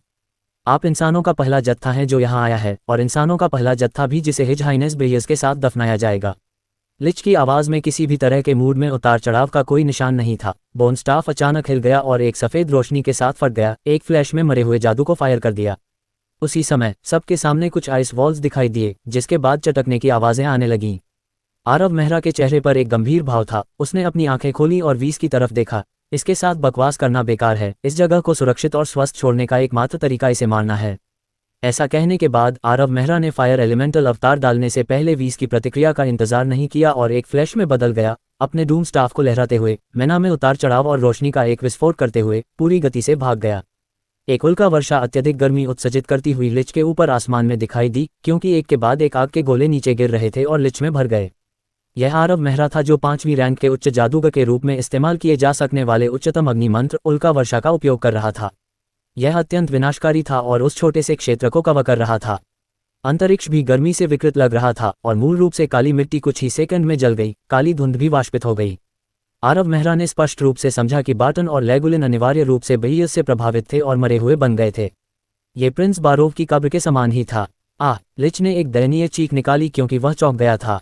वह आग की अनगिनत जलती हुई गेंदों से मारा गया था, लेकिन यह वास्तव में उसे नुकसान पहुंचाने के लिए पर्याप्त नहीं था। उसके शरीर पर केवल कुछ धधकते घाव और कुछ काले निशान थे। कई 100 साल तक जीवित रहने वाले इस लिच का कंकाल बेहद मजबूत था और मृत्यु शक्ति ने उसकी रक्षात्मक क्षमताओं को बहुत मजबूत कर दिया था। नए उन्नत आर्कमेज के लिए उसके शरीर पर कोई निशान छोड़ना बहुत मुश्किल होगा। मानव, तुमने मुझे क्रोधित कर दिया। बार्टन की फॉस्फोरस आग की धड़कन के बाद लिच ने एक भयावह दहाड़ लगाई और आग की तरह दिखने वाले सिलहुट को घूरने लगा। हालांकि वह व्यक्ति आग की लपटों में लिपटा हुआ था, फिर भी बार्टन देख सकता था कि यह एक चौंकाने वाला युवा जादूगर था। इसके अलावा उस युवा जादूगर ने उसे भयभीत महसूस कराया। यह एक ऐसा एहसास था जो उसने सहस्राब्दियों में महसूस नहीं किया था। उसने केवल सर बेयस से ऐसा महसूस किया। मूल रूप से अपनी कास्टिंग गति और प्रतिक्रिया गति के साथ वह आसानी से उल्का वर्षा को चकमा दे सकता था, लेकिन उसने स्पष्ट रूप से एक अवर्णनीय शक्ति द्वारा दबा हुआ महसूस किया था, इस हद तक कि उसके लिए अपनी शक्ति प्रदर्शित करना कठिन था और इस तरह उल्का वर्षा की चपेट में आ गया। ये पहली बार था जब वह सहस्राब्दियों में घायल हुआ था, इसलिए ये स्पष्ट था कि वह कितना क्रोधित था। उसके हाथ में हड्डी का डंडा हल्का सा हिल गया और मृत्यु शक्ति से भर गया। वह मृत्यु शक्ति 1 दर्जन अस्थि भालों में बदल गई। उन अस्थि भालों में अत्यंत भेदक गुण थे, खासकर तब जब अस्थि भाले की नोक काली शक्ति की एक परत से ढकी हुई थी। वह स्वाभाविक रूप से शुद्ध मृत्यु शक्ति थी। मरे हुओं के संबंध में मृत्यु शक्ति निस्संदेह सबसे अच्छा टॉनिक थी, लेकिन यह मनुष्यों के लिए बेहद जहरीली थी। यदि कोई मृत्यु शक्ति से घायल हो जाता है तो ये जल्दी से पूरे शरीर में फैल जाती है और लगातार उनकी जीवन शक्ति को नष्ट कर देती है और उन्हें जल्दी बुरा बना देती है। एक तीखी आवाज के साथ उन दर्जन भर बोन स्पीयर्स ने एक साथ गोली चलाई और हवा में चीरते हुए उस काली धुंध को चीरते हुए निकल गए। आरव मेहरा ने हमले को चकमा देने के लिए पहले से ही फ्लेम फ्लैश का इस्तेमाल किया था, लेकिन जहां वह उतरा वहां उसे मरे हुए लोगों के जादू की एक लहर मिली। ये पता चला कि वह दर्जन भर बोन स्पीयर्स आरव मेहरा को फ्लेम फ्लैश करने के लिए मजबूर करने के लिए एक चारा मात्र थे। जब आरव मेहरा को समझ में आया तो वह लिच को ठंडी नज़र से देखने से खुद को रोक नहीं पाया। उसने डूम स्टाफ को लहराया और एक चमकदार रूनिक शील्ड उन्हें रोकने के लिए प्रकट हुई। रूनिक शील्ड पर मरे हुए लोगों के जादू पड़ने से वह काली हो गई।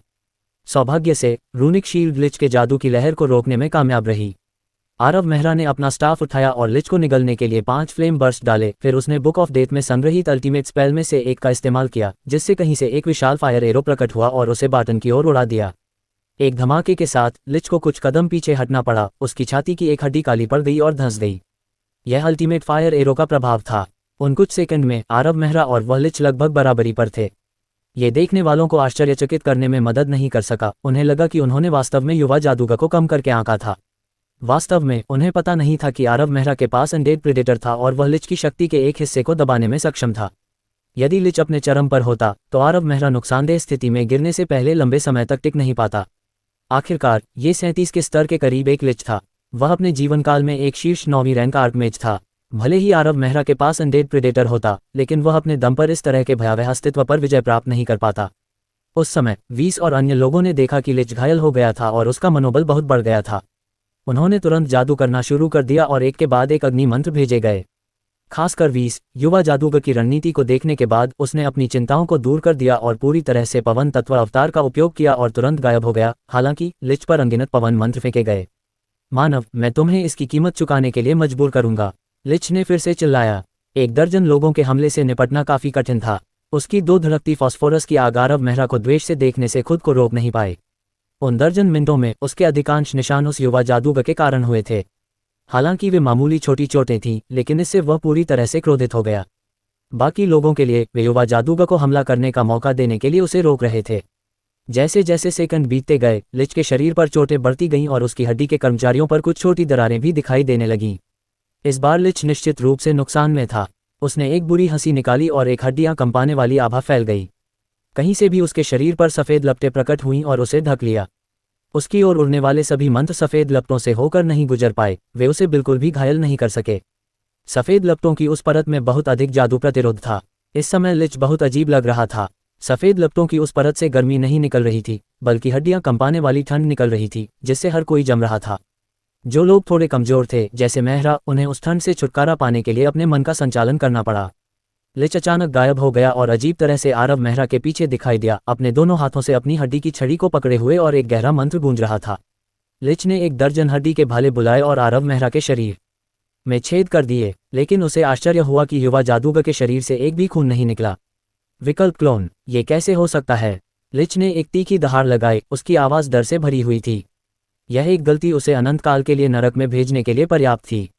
इस समय एक गर्मी की लहर आई, जिससे लिच ने अपना सिर घुमाया, केवल ये देखने के लिए कि उसे घेरने वाले अंतहीन मंत्र हैं। उन सभी मंत्रों में तीसरे स्तर के मंत्रों की शक्ति थी। एक दर्जन से कोई फर्क नहीं पड़ता, लेकिन सैकड़ों मंत्र एक साथ।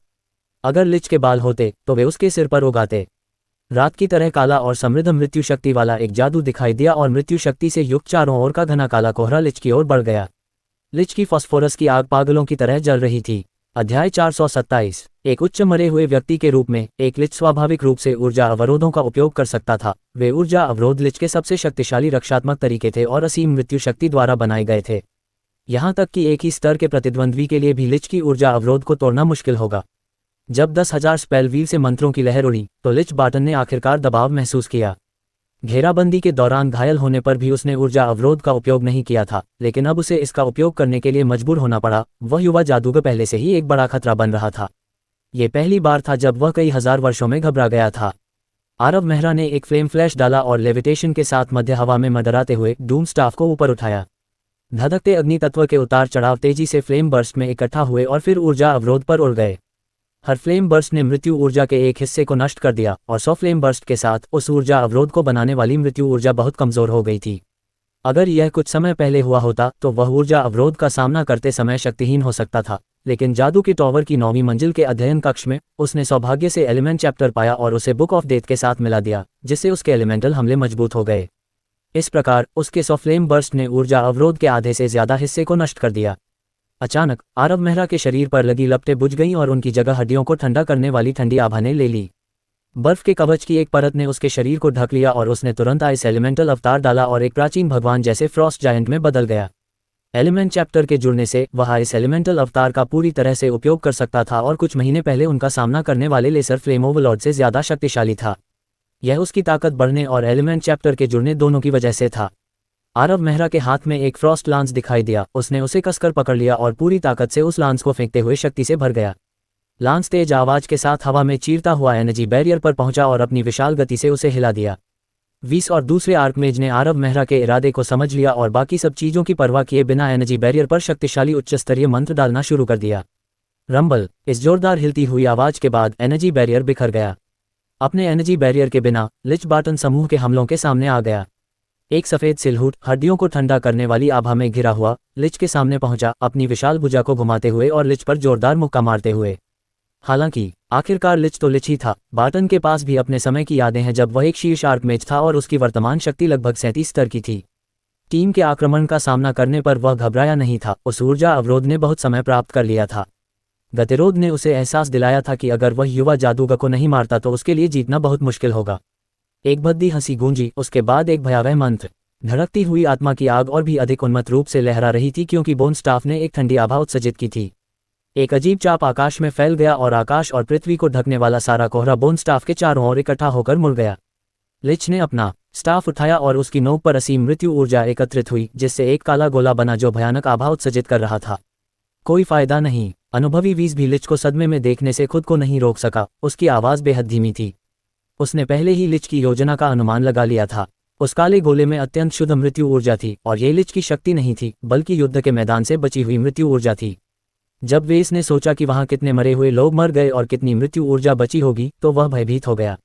और अब लिच युद्ध के मैदान की मृत्यु ऊर्जा को इकट्ठा करने और उसे मृत्यु ऊर्जा के गोले में संघनित करने के लिए अपने अस्थि कर्मचारियों का उपयोग एक माध्यम के रूप में कर रहा था। हालांकि यह कोई जादू नहीं था, लेकिन यह बहुत अधिक भयानक था।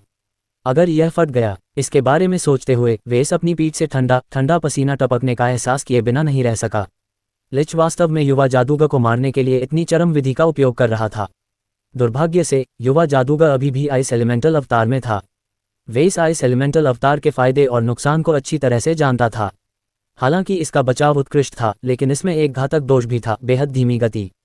ऐसी स्थिति में धीमा होना बहुत बुरा था। अगर काला गोला फट जाता तो वह चाहकर भी बच नहीं पाता।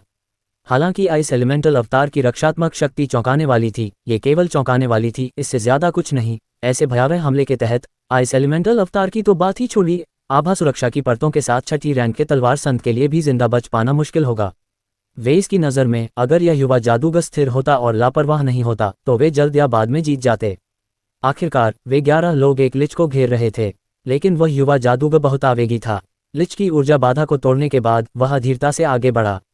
उस काले गोले के भीतर मृत्यु ऊर्जा बढ़ रही थी और अंदर से भयानक हंसी गूंज रही थी, क्योंकि अंधेरे ऊर्जा के अनगिनत धागे धीरे धीरे गोले के भीतर बह रहे थे, एक भयावह ऊर्जा उत्सर्जित कर रहे थे। लिच ने अपना सिर उठाया और हंसी उड़ाई। हालांकि उसके चेहरे पर कोई मांस नहीं था, वह बेहद डरावना लग रहा था। वह गोला कुछ ही सेकंड में एक सिर के आकार तक पहुंच गया। उस समय लिच ने अपने कर्मचारियों को लहराया और एक अजीब मंत्र का जाप करने से पहले आरव मेहरा पर निशाना साधा। दहाड़। उस समय लिच के पीछे एक दहाड़ गूंजी, क्योंकि एक दुर्जय काली तलवार की आभा फैल गई जो युद्ध के मैदान के हर कोने को भर रही थी। फिर एक जोरदार गड़गड़ाहट गूंजी, क्योंकि लिच के मंत्र को जबरन बाधित किया गया था। उड़ने से पहले वह प्रतिक्रिया करने में कामयाब नहीं हुआ था। गड़गड़ाहट। उसी समय बड़ी मात्रा में मृत्यु शक्ति इकट्ठा करने वाला वह गोला अपना संतुलन खो बैठा और अचानक विस्फोट हो गया। विस्फोट बहुत जबरदस्त था और अनगिनत हड्डियां उड़ गईं। मृत्यु ऊर्जा पागलपन की तरह बढ़ गई और लिच को तुरंत डुबा दिया। विस्फोट होने पर सभी ने एक रक्षात्मक ढाल बनाई और उसके बाद की स्थिति ही उन्हें सुन्न महसूस कराने के लिए पर्याप्त थी। इस समय लिच की भुजाएं पूरी तरह से टूट चुकी थीं। लिच बाटन कुछ दर्जन मीटर उड़ चुका था और आखिरकार जमीन पर गिर गया। एक ज्वलन छाया उड़ी और लिच को संभलने का मौका भी नहीं दिया, क्योंकि नाइटमेयर के आगे के खुर भयभीत लिच की नज़र के सामने दिखाई दिए, इससे पहले कि एक तेज कर्कश आवाज गूंजी। लेगुलिन, तुमने वास्तव में महामहिम बेरियस को धोखा दिया। तुम। लिच अपनी पीठ के बल लेटा हुआ था। उसकी दो काली आत्मा की आग पागलपन से टिमटिमा रही थी, क्योंकि वह गुस्से से मरे हुए घुड़सवार को घूर रहा था। जब मरे हुए घुड़सवार दिखाई दिए तो बाटन उड़ गया, जिससे काला गोला अपना संतुलन खो बैठा और फट गया, जिससे वह गंभीर रूप से घायल हो गया। अन्यथा युवा जादूगर पहले ही टुकड़े टुकड़े हो गया होता, यहाँ तक कि कंकाल भी नहीं बचा होता। हालांकि मरे हुए घुड़सवार ने कोई हरकत नहीं की। उसने अपनी लंबी तलवार निकाली और लिच की खोपड़ी पर वार किया, जिससे चिंगारी निकली। लेगुलिन, महामहिम बेरियस तुम्हें माफ नहीं करेंगे। महामहिम बेरियस के जागने तक प्रतीक्षा करें, तुम और वे मनुष्य एक अंतहीन नरक में डूब जाओगे। उच्च। मरे हुए लोगों के शरीर वास्तव में कठोर थे, विशेष रूप से लिच की खोपड़ी। इसकी खोपड़ी पर एक चौतरफा हमला हुआ और केवल एक दरार दिखाई दी, लेकिन मरे हुए घुड़सवार ने रुकने की योजना नहीं बनाई। 5वें हमले तक लिच अब प्रतिरोध करने में सक्षम नहीं था और उसकी खोपड़ी फट गई थी। उसकी आत्मा की आग भी जलना बंद हो गई थी। लिच की खोपड़ी के टुकड़े से अचानक एक कमजोर रोशनी फूट पड़ी और आरव मेहरा ने संकोच नहीं किया। उसने आत्मा सार को भागने से पहले पकड़ने के लिए एक मन हाथ का इस्तेमाल किया। फिर उसने तुरंत आइस एलिमेंटल अवतार को रद्द कर दिया और उस मरे हुए सार को मौत की किताब पर डाल दिया। एक फ्लैश में एक काली रोशनी चमकी और मरे हुए सार तुरंत गायब हो गए। मौत की किताब पर एक काला डिजाइन दिखाई दिया और एक अजीब मन उतार चढ़ाव उत्सर्जित किया। नए दिखाई देने वाले डिजाइन को देखकर आरव मेहरा लगभग हंस पड़े। ये 7वीं रैंक के आर्कमेज के बराबर एक लिच था। ये पहले बुलाए गए मरे हुए घुड़सवार से थोड़ा अधिक शक्तिशाली भी था। एक स्तर 37 लिच, ये किस तरह की अवधारणा थी? वह एक उच्च रैंक वाला आर्कमेज था। अगर उसे ब्लैक टॉवर में रखा जाता तो वह निश्चित रूप से काउंसिल ऑफ 7 के प्रतिनिधि की तुलना में हो सकता था। लेकिन आरव मेहरा उस पावर हाउस को अपनी इच्छानुसार नियंत्रित कर सकता था और उसके लिए लड़ सकता था, बिल्कुल मरे हुए घुड़सवार की तरह। उस महत्वपूर्ण क्षण में मरे हुए घुड़सवार को बुलाया गया और उसने उसकी बहुत मदद की, समय पर लिच की कास्टिंग को बाधित किया और युद्ध की स्थिति को उलट दिया। ईमानदारी से कहूं तो बुक ऑफ डेथ की क्षमता को केवल स्वर्ग को चुनौती देने के रूप में वर्णित किया जा सकता है। एकमात्र छोटी सी खामी ये थी कि इतने उच्च स्तर के मरे हुए को बुलाने में बहुत अधिक मेहनत खर्च होती थी। इस समय कोई भी आरव मेहरा पर ध्यान नहीं दे रहा था। वे सभी घिसे पिटे कवच और जंग लगी लंबी तलवार पहने 3 मीटर लंबे सिलहूट पर ध्यान केंद्रित कर रहे थे, साथ ही उस 2 मीटर लंबे नाइटमेयर पर भी जो धधकती लपटें छोड़ रहा था। वे घबराए हुए थे और अपनी आंखों पर विश्वास नहीं कर पा रहे थे। आरव मेहरा की मरे हुए घुड़सवार के खिलाफ लड़ाई इतनी शानदार थी कि उनमें से कोई भी इसे मिस नहीं कर पाया, लेकिन क्या वह मारा नहीं गया? वे सभी सोच रहे थे। इसके अलावा वह पागलपन और लापरवाही से लिच पर हमला क्यों कर रहा था? उनके लिए सबसे समझ से परे बात यह थी कि मरे हुए घुड़सवार ने लिच को मार डाला और फिर वहीं बिना हिले डुले खड़ा रहा, जैसे कि वह किसी आदेश का इंतजार कर रहा हो। वे हैरान थे और उनके मन में अनगिनत सवाल थे। यह उन्हें एक सपने जैसा लगा। अध्याय 428। काला धुआं अचानक ऊपर की ओर बढ़ा, जिससे हड्डियों को ठंडा करने वाली आभा निकल रही थी। जब उन्होंने उस आभा को महसूस किया तो सभी स्तब्ध रह गए। घने काले कोहरे से एक पतली और हड्डीदार काली आकृति उभरी। शिट! जब उन्होंने वह दृश्य देखा तो वे सभी पसीने से तरबतर हो गए। लिच अभी मरा नहीं है। आरव मेहरा ने चुपके से अपना सिर हिलाया। वह केवल लिच को बुलाने की कोशिश करना चाहता था, लेकिन उसने उम्मीद नहीं की थी कि दूसरे लोग इस तरह से प्रतिक्रिया करेंगे। जब उसने कनेक्शन तोड़ा तो मरे हुए घुड़सवार और लिच की आकृति धीरे धीरे धुंधली हो गई। वे एक बार फिर से काली धुंध में बदल गए और बुक ऑफ डेथ में प्रवेश कर गए। आरव मेहरा ने तुरंत बुक ऑफ डेथ पर 2 नए डिजाइन देखे, मरे हुए घुड़सवार और लिच। उस कठिन लड़ाई से गुजरने के बाद आरव मेहरा को छोड़कर सभी लोग मैना थकावट से पीड़ित थे। उनकी लड़ने की शक्ति कम हो गई थी और वे थके हुए लग रहे थे। उनमें से कुछ को मामूली चोटें भी आई थीं। अगर वे किसी दूसरे लिच से मिलते तो वे बहुत खतरे में पड़ जाते। यह मरे हुए लोगों की दुनिया हमारी कल्पना से कहीं ज्यादा खतरनाक है। इसके अलावा यहाँ निश्चित रूप से कई उच्च मरे हुए लोग हैं। लिच शायद बड़ी मात्रा में मृत्यु ऊर्जा से आकर्षित हुए होंगे। यहाँ रहना खतरनाक है, हमें चलते रहना चाहिए। आरव मेहरा ने दूसरों को आवाज़ दी और वे आगे बढ़ गए। वे इस जगह पर एक दिन से भी कम समय से थे और आरव मेहरा ने अनुभव किया कि वह जगह कितनी खतरनाक थी। हालांकि यह 8वीं मंजिल की जादुई जानवरों की दुनिया से तुलना करने योग्य नहीं था, फिर भी उन्हें एक दिन में 2 उच्च मरे हुए लोगों का सामना करना पड़ा, जो उनके लिए थोड़ा ज्यादा था।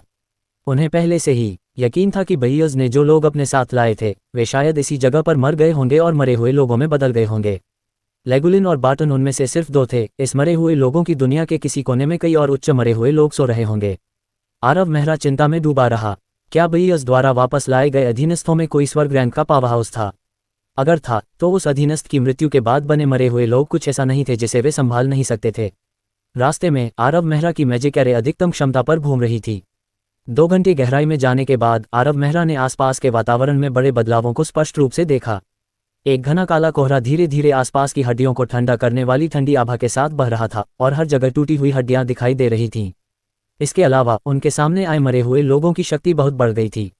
जब वे पहली बार मरे हुए लोगों की दुनिया में आए थे तो आधे घंटे तक उनका सामना बोन डेविल से नहीं हो पाता था, लेकिन अब हर कुछ मिनटों में एक दिखाई देता था। सौभाग्य से वे केवल बोन डेविल थे। वे आरव मेहरा के समूह के लिए खतरा पैदा नहीं कर सकते थे। और शुक्र है कि पिछले 2 घंटों में कोई भी हायर अनडेड दिखाई नहीं दिया। कई हवा के झोंके उड़कर एक बोन डेविल पर गिरे। इस समय वीस ने अपनी परिधीय दृष्टि में कुछ देखा और जब उसने इसे देखा तो उसकी आंखें सदमे से चौड़ी हो गईं।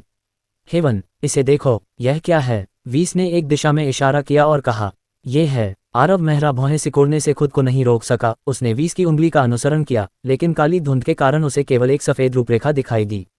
ये 100 मीटर ऊंची पहाड़ी की तरह लग रहा था, लेकिन इसे थोड़ी देर तक देखने के बाद आरव मेहरा के हाव भाव बदल गए। वह पहाड़ी नहीं थी, बल्कि हड्डियों का ढेर था। ये दृश्य वाकई चौंकाने वाला था। 100 मीटर ऊंची पहाड़ी बनाने के लिए कितनी हड्डियों की आवश्यकता होती है? इसके अलावा ये कभी भी प्राकृतिक रूप से नहीं बन सकती। इस प्रकार वे सभी एक दूसरे को देखते रहे। ऐसा लग रहा था कि उन्हें कुछ याद आ रहा है और उनके चेहरों पर खुशी के भाव दिखाई देने लगे।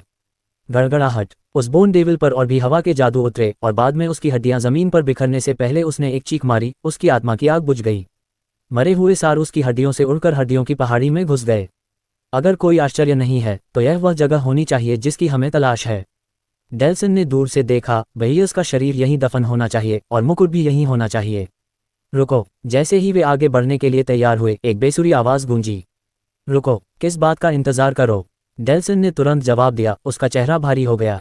वह मुकुट पाना सिर्फ इस जगह से निकलने का तरीका नहीं था, सिर्फ इसके साथ ही वे आसमान छूते इनाम पा सकते थे।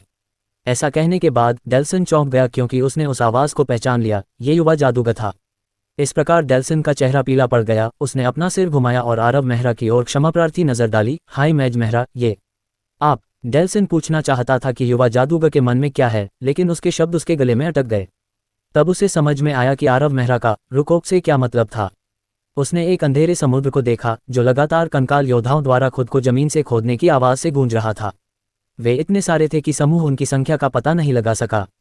हे भगवान, इतने सारे मरे हुए लोग कैसे हो सकते हैं?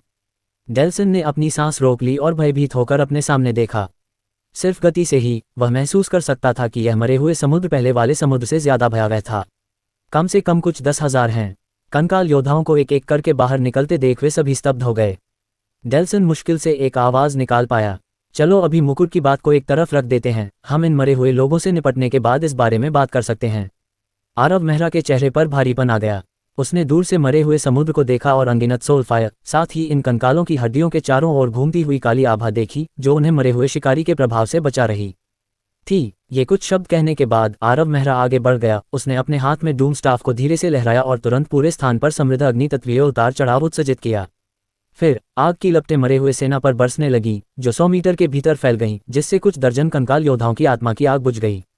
कंकाल योद्धा सबसे कम मरे हुए जीवन रूप थे। उनकी ताकत आमतौर पर जादूगर क्षेत्र और महान जादूगर क्षेत्र के बीच मंडराती थी, लेकिन उनमें से बहुत सारे थे। इस प्रकार आरव मेहरा ने बड़े क्षेत्र के प्रभाव वाले मंत्रों को डालना जारी रखा, एक के बाद एक कंकाल योद्धाओं के बड़े समूहों से सफलतापूर्वक निपटते हुए।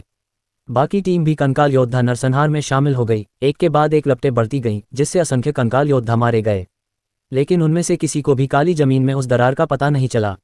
अचानक उस दरार से एक भयानक आभा उभरी और एक गगनभेदी गड़गड़ाहट के साथ पूरी जमीन हिल गई, क्योंकि दरार फैल गई और एक सफेद उंगली दिखाई दी। अरे ये कैसा राक्षस है? आरव मेहरा ने समय रहते उस कंकाल वाली उंगली को जमीन से बाहर आते हुए देखा। अगर यह सामान्य कंकाल वाली उंगली होती तो कोई फर्क नहीं पड़ता, लेकिन वह उंगली थोड़ी ज्यादा डरावनी थी। ये कमर जितनी बड़ी थी और जमीन से बाहर निकला हिस्सा पहले से ही कुछ मीटर लंबा था। कुछ सेकंड बीतने के बाद उंगली के पीछे 1 दर्जन मीटर लंबा कंकाल वाला हाथ आया। यह अचानक जमीन पर गिर गया और दरार का विस्तार हुआ, साथ ही अनगिनत कंकाल योद्धाओं को भी मार डाला और कुछ को दरार में गिरा दिया। आरव मेहरा के माथे से पसीने की बूंदें गिरने लगी। उस हाथ से निकलने वाले उतार चढ़ाव को केवल भयावह ही कहा जा सकता है, जिससे उसे बुरा लग रहा था। उसे संदेह नहीं था कि यह हाथ एक आर्कमेज या स्वॉर्ड सेंट को मार सकता है। ये किस तरह का अस्तित्व था? न केवल आरव मेहरा ने कास्टिंग बंद कर दी, बल्कि अन्य लोग भी विशाल हाथ को देखने के लिए रुक गए। स्पष्ट रूप से हिल गया। जब वह हाथ दिखाई दिया तो कंकाल योद्धा सभी अव्यवस्था में भागने लगे। अब आरव मेहरा पर हमला नहीं किया। कुछ सेकंड के बाद दरार हिल गई और एक और हाथ बाहर आ गया। दोनों हाथ जोर से फर्श पर गिरे, जिससे हर जगह धूल बिखर गई। एक सुनहरा मुकुट धीरे धीरे जमीन से बाहर आया। उसके बाद एक विशाल खोपड़ी का शीर्ष। आंखों के गड्ढों में आत्मा की आग नीली चमक के साथ टिमटिमा रही थी, क्योंकि यह गतिहीन रूप से सभी को देख रही थी। क्या वह चीज क्या है? वे सभी कुछ सेकंड के लिए चुप रहे, पूरी तरह से हिल गए। इससे पहले कि डेल्सन ने आखिरकार चुप्पी तोड़ी, मुकुट को देखते हुए उसने कहा, क्या वह बेयस है? अगर जो दिखाई दिया वह एक विशाल और राक्षसी कंकाल था तो डेल्सन बेयस से संबंध नहीं बना पाता, लेकिन वह मुकुट, ये सिर्फ डेल्सन नहीं था, हर कोई उस मुकुट को देख रहा था। वे जानते थे कि मुकुट असाधारण था। जब चार्ल्स सम्राट ने जीवन के सिंहासन को ध्वस्त कर दिया और तीसरे राजवंश की स्थापना की, तो उन्होंने प्रसिद्ध डार्क आयरन बॉनों से इस मुकुट को बनवाया। वह मुकुट धीरे धीरे विरासत में मिला टोकन बन गया, जिसे सम्राट के प्रतीक के रूप में इस्तेमाल किया जाता था। लेकिन सम्राट झांटुई के युग के बाद वह मुकुट खो गया। किसी भी शाही परिवार के सदस्य को वह कभी नहीं मिला। ये कैसे हो सकता है? ये कैसे हो सकता है? डेल्सन, क्या तुमने नहीं कहा कि बेयस सो रहा था? वह बाहर क्यों आया? क्या तुम हमें धोखा देने की कोशिश कर रहे हो? डीन पीला चेहरा लिए डेल्सन को देख रहा था। वह स्पष्ट रूप से नाराज था। डेल्सन बहुत सारे रहस्य जानता था, लेकिन उसने उन्हें अन्य 2 भाड़े के समूहों के साथ साझा नहीं किया था। अब जब उसने उस भयावह अस्तित्व को देखा जिसके बेयस होने का संदेह था, जमीन से रेंगते हुए, डीन अब अपना गुस्सा नहीं दबा सका और सीधे डेल्सन पर भड़क गया। स्वर्ग रैंक का जादूगर मरे हुए बनने के बाद कितना शक्तिशाली होगा? शीर्ष 9वीं रैंक का आर्कमेज बाटन 37वें स्तर के लिच में बदल गया था। यह उनके समूह के लिए बहुत मुश्किल अस्तित्व था। इस प्रकार वे स्वर्ग रैंक के शक्तिशाली व्यक्ति के मरे हुए बनने से कैसे निपट सकते थे? अगर मुझे पता होता कि यह ऐसा होगा तो हमारा स्वर्ग ज्ञानवर्धक भाड़े का समूह उस लानत मिशन को स्वीकार नहीं करता। डेल्सन ने कड़वाहट से मुस्कुराते हुए कहा, ओडिन साम्राज्य के शाही परिवार के उस वंशज ने स्वर्ग ज्ञानवर्धक भाड़े के समूह को बहुत बड़ा इनाम देने का वादा किया था। उन्हें खोया हुआ मुकुट खोजने के लिए बस तुलान पर्वत श्रृंखला पर जाना था। अध्याय 429। उस समय स्वर्ग ज्ञानवर्धक भाड़े के सैनिकों का समूह हिम्मत से भर गया और बेतहाशा तुलान पर्वत श्रृंखला की ओर दौड़ पड़ा। अब इसके बारे में सोचते हुए ये काफी बेवकूफ़ी थी। विशाल कंकाल को देखते ही डेल्सन के मन में शक्तिहीनता की भावना उभरी। उसने वास्तव में इस मिशन में मरने की उम्मीद नहीं की थी। जब वह दूसरी मंजिल पर पहुंचा तो वह वास्तव में उत्साहित था। उसने सोचा कि वह जल्दी से उस शाही परिवार के वंशज के मिशन को पूरा करेगा और वह बड़ा इनाम अर्जित करेगा। लेकिन उसे ऐसे परिणाम की उम्मीद नहीं थी। बेयस न केवल सो नहीं रहा था, बल्कि वह एक विशाल राक्षस में भी बदल गया था। हाय मेज मेहरा, क्या आपके पास कोई रास्ता है? डेल्सन युवा जादूगर को देखने से खुद को रोक नहीं सका। उसने युवा जादूगर को समूह की रीढ़ माना था और अब तक कभी निराश नहीं हुआ था। लेकिन मौजूदा स्थिति काफी खास थी। डेल्सन के पास कोई उम्मीद नहीं थी, ये सिर्फ मौत से पहले की जिज्ञासा थी। उसकी नज़र में यह एक घातक स्थिति थी। भले ही वह इस कंकाल से न मारा गया हो, जब तक कि उन्हें मुकुट नहीं मिल जाता, वे हमेशा के लिए दूसरी मंजिल पर रहेंगे, मरने या मरे हुए में बदलने का इंतजार करते हुए। मुझे ज्यादा यकीन नहीं है, हम सिर्फ किस्मत पर भरोसा कर सकते हैं। आरव मेहरा की बातें सुनकर डेल्सन अजीब तरह से मुस्कुराया। निश्चित रूप से उसने सही अनुमान लगाया था, यहाँ तक कि यह लगभग सर्वशक्तिमान युवा जादूगर भी इस समय असहाय था और केवल कुछ हतोत्साहित करने वाली बातें ही कह सकता था। रुको, यह हतोत्साहित करने वाली बात नहीं थी। डेल्सन की आंखें चमक उठी, उसका दिल बहुत तेजी से धड़क रहा था। उसने आरव मेहरा को घूरते हुए कांपती आवाज में कहा, हाय मैज मेहरा, तुम्हारा क्या मतलब है? हाँ, आरव मेहरा ने हंसते हुए कहा और स्पष्टीकरण नहीं देने का विकल्प चुना। उपस्थित लोगों में से शायद केवल उसे ही पता था कि स्थिति उतनी भयावह नहीं थी जितनी उन्होंने कल्पना की थी। स्वाभाविक रूप से ये भाग्य पर निर्भर था और यहाँ तक कि उसे भी यकीन नहीं था कि यह सफल होगा या नहीं। जहाँ तक सोलन की बात है, वह दूसरों की तरह निराश नहीं था। उसकी आंखों में खुशी की झलक देखी जा सकती थी, और जब वह दूसरों को देखता था, खासकर जब वह आरव मेहरा को देखता था, तो वह मुस्कुराने से खुद को नहीं रोक पाता था। फिर सभी को चौंकाते हुए सोलन एक छाया में बदल गया और उस कंकाल की ओर दौड़ा। उनकी नज़र में यह मौत को आमंत्रित करने के अलावा और कुछ नहीं था। आखिरकार यह विशाल कंकाल मरे हुए बेयस का था। भले ही वह मरे हुए में बदल जाने के बाद स्वर्ग रैंक का पावर हाउस न हो, लेकिन वह बहुत दूर नहीं था। 5वें रैंक के आर्कमेज सोलन की तो बात ही छोड़िए, यहाँ तक कि स्टार सेज जोई, जिसकी प्रशंसा सबसे मजबूत आर्कमेज के रूप में की जाती थी, वह भी अपनी जान गंवाने के लिए जल्दबाजी में नहीं भागेगा। पागल, वह निश्चित रूप से पागल है। वे यह अनुमान नहीं लगा सके कि सोलन खोपड़ी की ओर क्यों भागा। उन्होंने सोचा कि सोलन को शायद नर्वस ब्रेकडाउन हो गया था और वह लापरवाही से भागा, लेकिन स्थिति उनकी समझ से परे हो गई। कुछ ही सेकंड में सोलन ने लेविटेशन का उपयोग करके उस खोपड़ी के पास पहुंच गया। 2 नीली फॉस्फोरस की आग उसे घूर रही थी, लेकिन उसने हमला नहीं किया। यह अतार्किक था। वे यह विश्वास करने की हिम्मत नहीं कर पाए कि उनके सामने क्या हो रहा था। वे महसूस कर सकते थे कि वह कंकाल कितना शक्तिशाली था। जब वह प्रकट हुआ तो उसने जो शक्ति दिखाई वह 10,000 कंकाल योद्धाओं को हिला देने और उनमें से बहुतों को दरार में गिरा देने के लिए पर्याप्त थी। लेकिन उसने निकट आ रहे सोलन पर हमला भी नहीं किया। फिर कंकाल ने एक और चौंकाने वाली हरकत की। उसने अपना हाथ उठाया और सोलन को पकड़ लिया और फिर उसे अपनी आंखों के सामने ले गया। सच कहूं तो सोलन को सहज महसूस नहीं हुआ। जब कंकाल के हाथ ने उसे ऊपर उठाया और उसकी पीठ ठंडे पसीने से भीग गई तो वह बहुत घबरा गया। लेकिन सौभाग्य से कुछ भी खतरनाक नहीं हुआ। 2 फॉस्फोरस अग्नि के सामने होने से वह उनसे निकलने वाली ठंड को स्पष्ट रूप से महसूस कर सकता था। अपनी भीगी हुई पीठ के साथ सोलन ने शांति से विशाल कंकाल को देखा और कहा, मैं यहाँ वादे के अनुसार आया हूँ। क्या आपको मुझे वह नहीं देना चाहिए जो आपने मुझसे वादा किया था? ये कहने के बाद सोलन ने आशंका के साथ प्रतीक्षा की। उसके शब्दों के बाद कंकाल को एहसास हुआ और उसने धीरे से सिर हिलाया। उसकी 2 फॉस्फोरस अग्नि सोलन पर केंद्रित थीं। कंकाल की हरकत देखकर सोलन की आंखें चमक उठीं। वह बहुत खुश हुआ। यह एक विरासत थी। ये वह विरासत थी जो उसने मदराते महल में गायब होने के बाद प्राप्त की थी और जिसने उसकी ताकत को 5वें रैंक के आर्कमेज तक बढ़ा दिया था। लेकिन यह विरासत का केवल एक छोटा सा हिस्सा था। जादू के टॉवर की दूसरी मंजिल पर बेयस से मिलने के बाद ही वह इस स्वर्ग के जादूगर की शक्ति को विरासत में प्राप्त कर सकता था। उस समय वह एक स्वर्ग जादूगर बन जाएगा। ब्लैक टॉवर का प्रतिनिधि बनना तो दूर की बात है, यहाँ तक कि हेरेन और जोई को भी उससे बात करते समय ऊपर देखना होगा।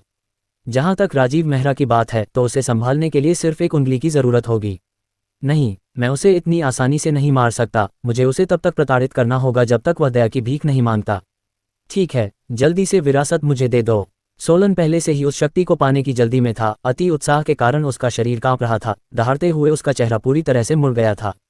जब भी वह राजीव मेहरा से मिलता था उसे अपमान सहना पड़ता था। वह हमेशा किनारे पर रहता था और आखिरी अपमान अभी भी उसके दिमाग में ताज़ा था।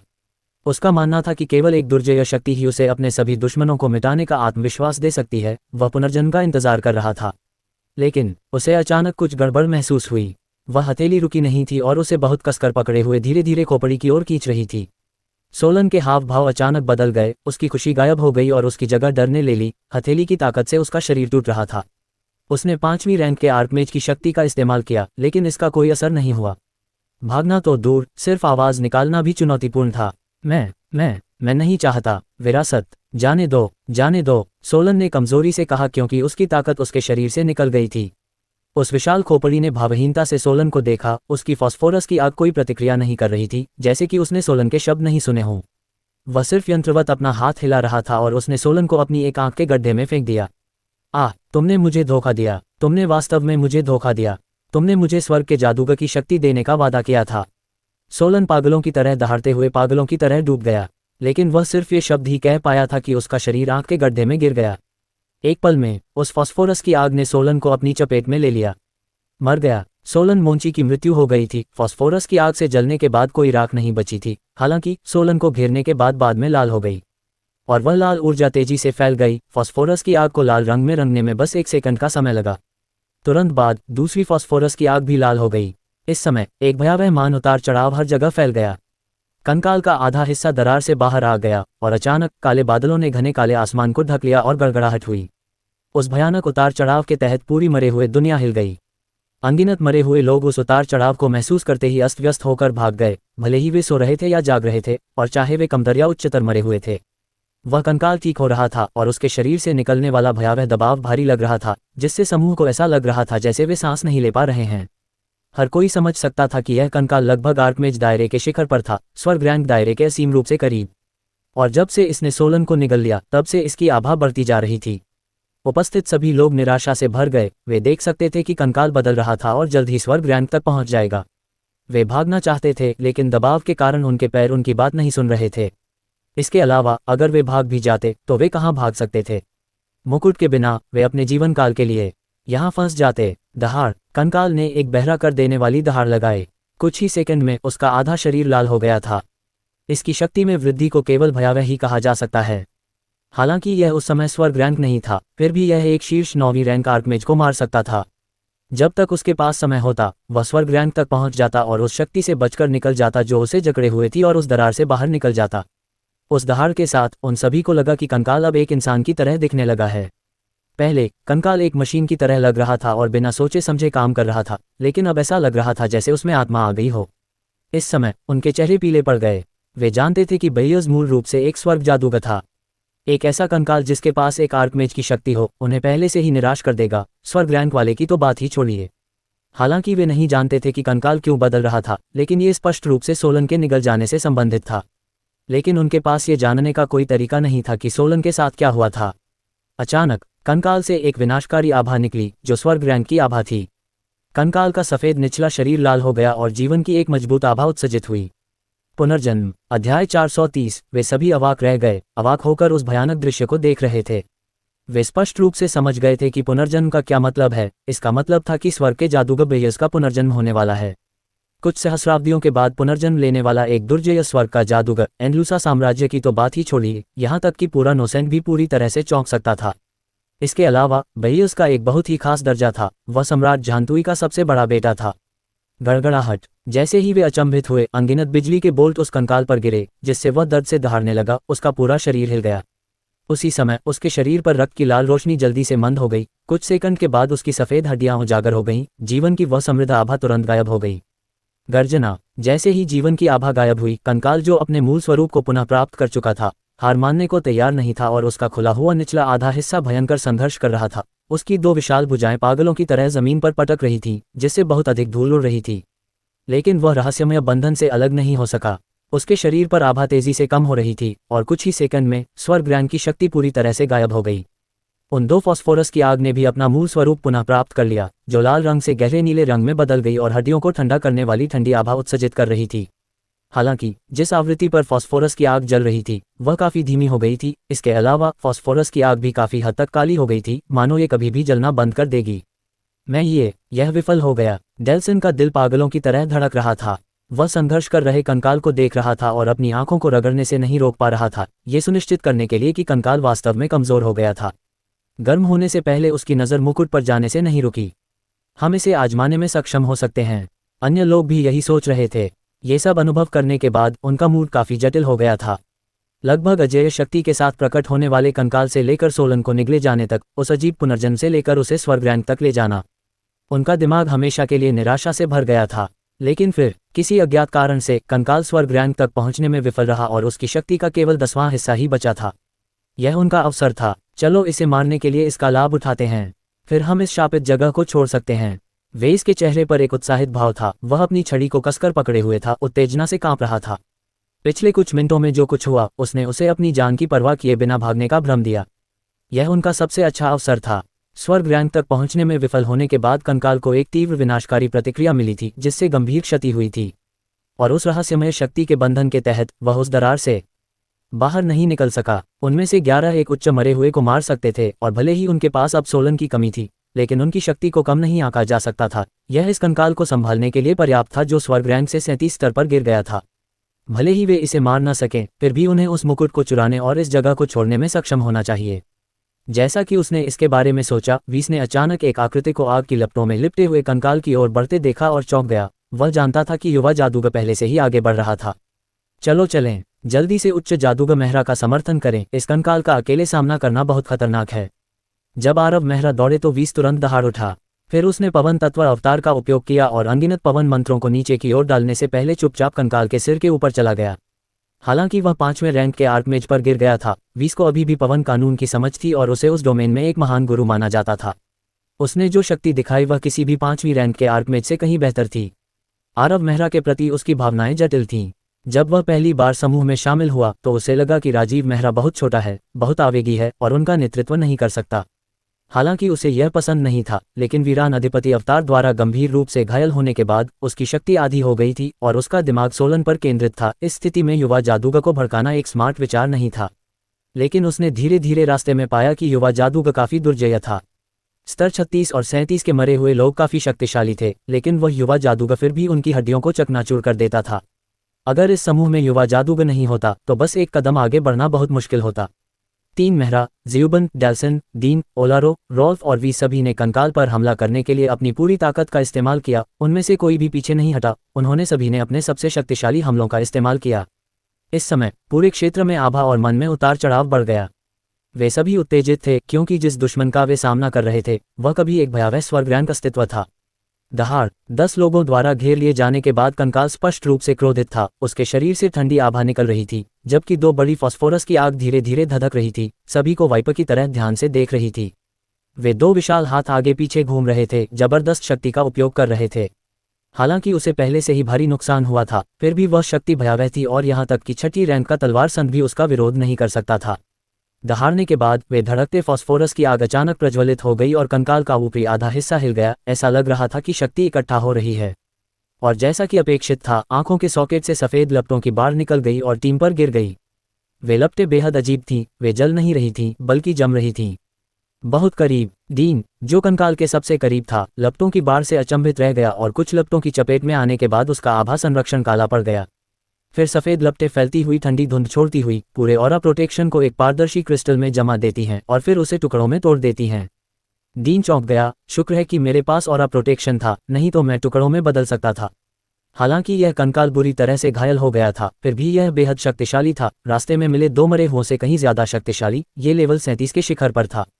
यह एक स्वर्ग रैंक पावरहाउस से बना एक मरे हुओं में से एक है। ये शुरू से ही शक्तिशाली है और यह कई सहस्राब्दियों तक सोता रहा और हमेशा मृत्यु ऊर्जा को अवशोषित करता रहा। इसकी हड्डियां बहुत पहले से ही बेहद सख्त हो गई थीं। इसे मारना आसान नहीं होगा। हम केवल इसके सिर पर अपने हमलों को केंद्रित कर सकते हैं और धीरे धीरे इसकी आत्मा की आग को नष्ट कर सकते हैं। हालांकि आरव मेहरा की आवाज़ बहुत धीमी थी, फिर भी यह सभी तक पहुंच गई। हवा में कुछ लाल रंग की छवियां थीं। आरव मेहरा अपने अग्नि तत्व अवतार में बहुत लचीला था और उसने सफ़ेद लपटों को चकमा देने के लिए लगातार कुछ फ्लेम फ्लैश का इस्तेमाल किया। उसने मैजिक एरे से उन लपटों का विश्लेषण करवाया और हालांकि वे मुरझाने वाली लपटों जितनी अजीब नहीं थीं, फिर भी उन्हें रोका नहीं जा सकता था। अगर इसे छुआ जाता तो यह फैल जाती और तुरंत किसी के खून को जमा देती, इसलिए आरव मेहरा भी सफ़ेद लपटों से डरता था। गड़गड़ाहट। उस विशाल हथेली ने आरव मेहरा को जकड़ लिया और बड़ी मात्रा में मृत्यु शक्ति के साथ नीचे गिर गया। आरव मेहरा ने उस खतरनाक हथेली को चकमा देने के लिए तुरंत फ्लेम फ्लैश का इस्तेमाल किया। वह कंकाल से 20 मीटर से भी कम दूरी पर था। ठंडी आभा ने आरव मेहरा के शरीर के चारों ओर की लपटों को कम कर दिया, लेकिन उसने रुकने की योजना नहीं बनाई और एक और फ्लेम फ्लैश का इस्तेमाल किया। उसके पीछे लाल और नीली रोशनी टिमटिमा रही थी, साथ ही एक चमकदार पूर्णिमा भी। जैसे ही उसने उसमें मैना डाला, 10,000 जादू चक्र की रोशनी और भी चमक उठी और अनगिनत मंत्र उस विशाल खोपड़ी पर बरस पड़े, जिससे जोरदार गड़गड़ाहट हुई। खोपड़ी मंत्रों के नीचे डूब रही थी, लेकिन एक गुस्से भरी दहाड़ के बाद टीम देख सकती थी कि कंकाल को कोई नुकसान नहीं पहुंचा है। उसकी सफ़ेद खोपड़ी एक काली रोशनी से चमक रही थी और एक अजीब सा एहसास दे रही थी। उन 2 फास्फोरस रोशनी को पागलपन की हद तक प्रज्वलित किया गया क्योंकि 2 कंकाल भुजाएं आरव मेहरा की ओर दौड़ रही थीं। लेकिन बहुत देर हो चुकी थी। आरव मेहरा अपने अग्नि तत्व अवतार के तहत एक भूत की तरह था। उसने केवल लाल रंग की छवियां छोड़ी थीं क्योंकि वह उस खोपड़ी की ओर लगातार मंत्रों का जाप कर रहा था। बहुत शक्तिशाली। आरव मेहरा के चेहरे पर एक गंभीर भाव था, उसे उस कंकाल का सामना करते समय हर समय चौकन्ना रहना पड़ता था। कुछ मिनटों की लड़ाई के बाद उसने 10 से ज़्यादा बार अपने फ्लेम फ्लैश का इस्तेमाल किया था, और उस कंकाल को 9 अन्य लोगों द्वारा हमला किए जाने के दौरान अभी तक कोई गंभीर चोट नहीं लगी थी। यह विश्वास करना वाकई मुश्किल था। अगर वह कंकाल अपने चरम पर होता तो समूह नष्ट होने से पहले कुछ मिनटों से ज़्यादा नहीं टिक पाता। आरव मेहरा अंदर ही अंदर खुश हो रहा था। सच कहूं तो उसे आश्चर्य नहीं हुआ कि कंकाल स्वर्ग रैंक तक पहुंचने में विफल रहा और सोलन को खाने के बाद उसे नुकसान उठाना पड़ा, क्योंकि यह उसके कारण था। ठीक है, अधिक सटीक रूप से कहें तो ये शॉन के कारण था। जब वह अध्ययन में था तो उसने शॉन से सीखा कि सोलन पर रक्तरेखा अभिशाप छोड़ने वाले बेयस की मृत्यु नहीं हुई थी। इस प्रकार आरव मेहरा ने शॉन से सोलन के शरीर में कुछ छोड़ने को कहा, और शॉन जो ऐसे मामलों में कुशल था उसने आसानी से अपना काम पूरा कर लिया। और बस इस तरह उसने बेयस को एक जोरदार झटका दिया।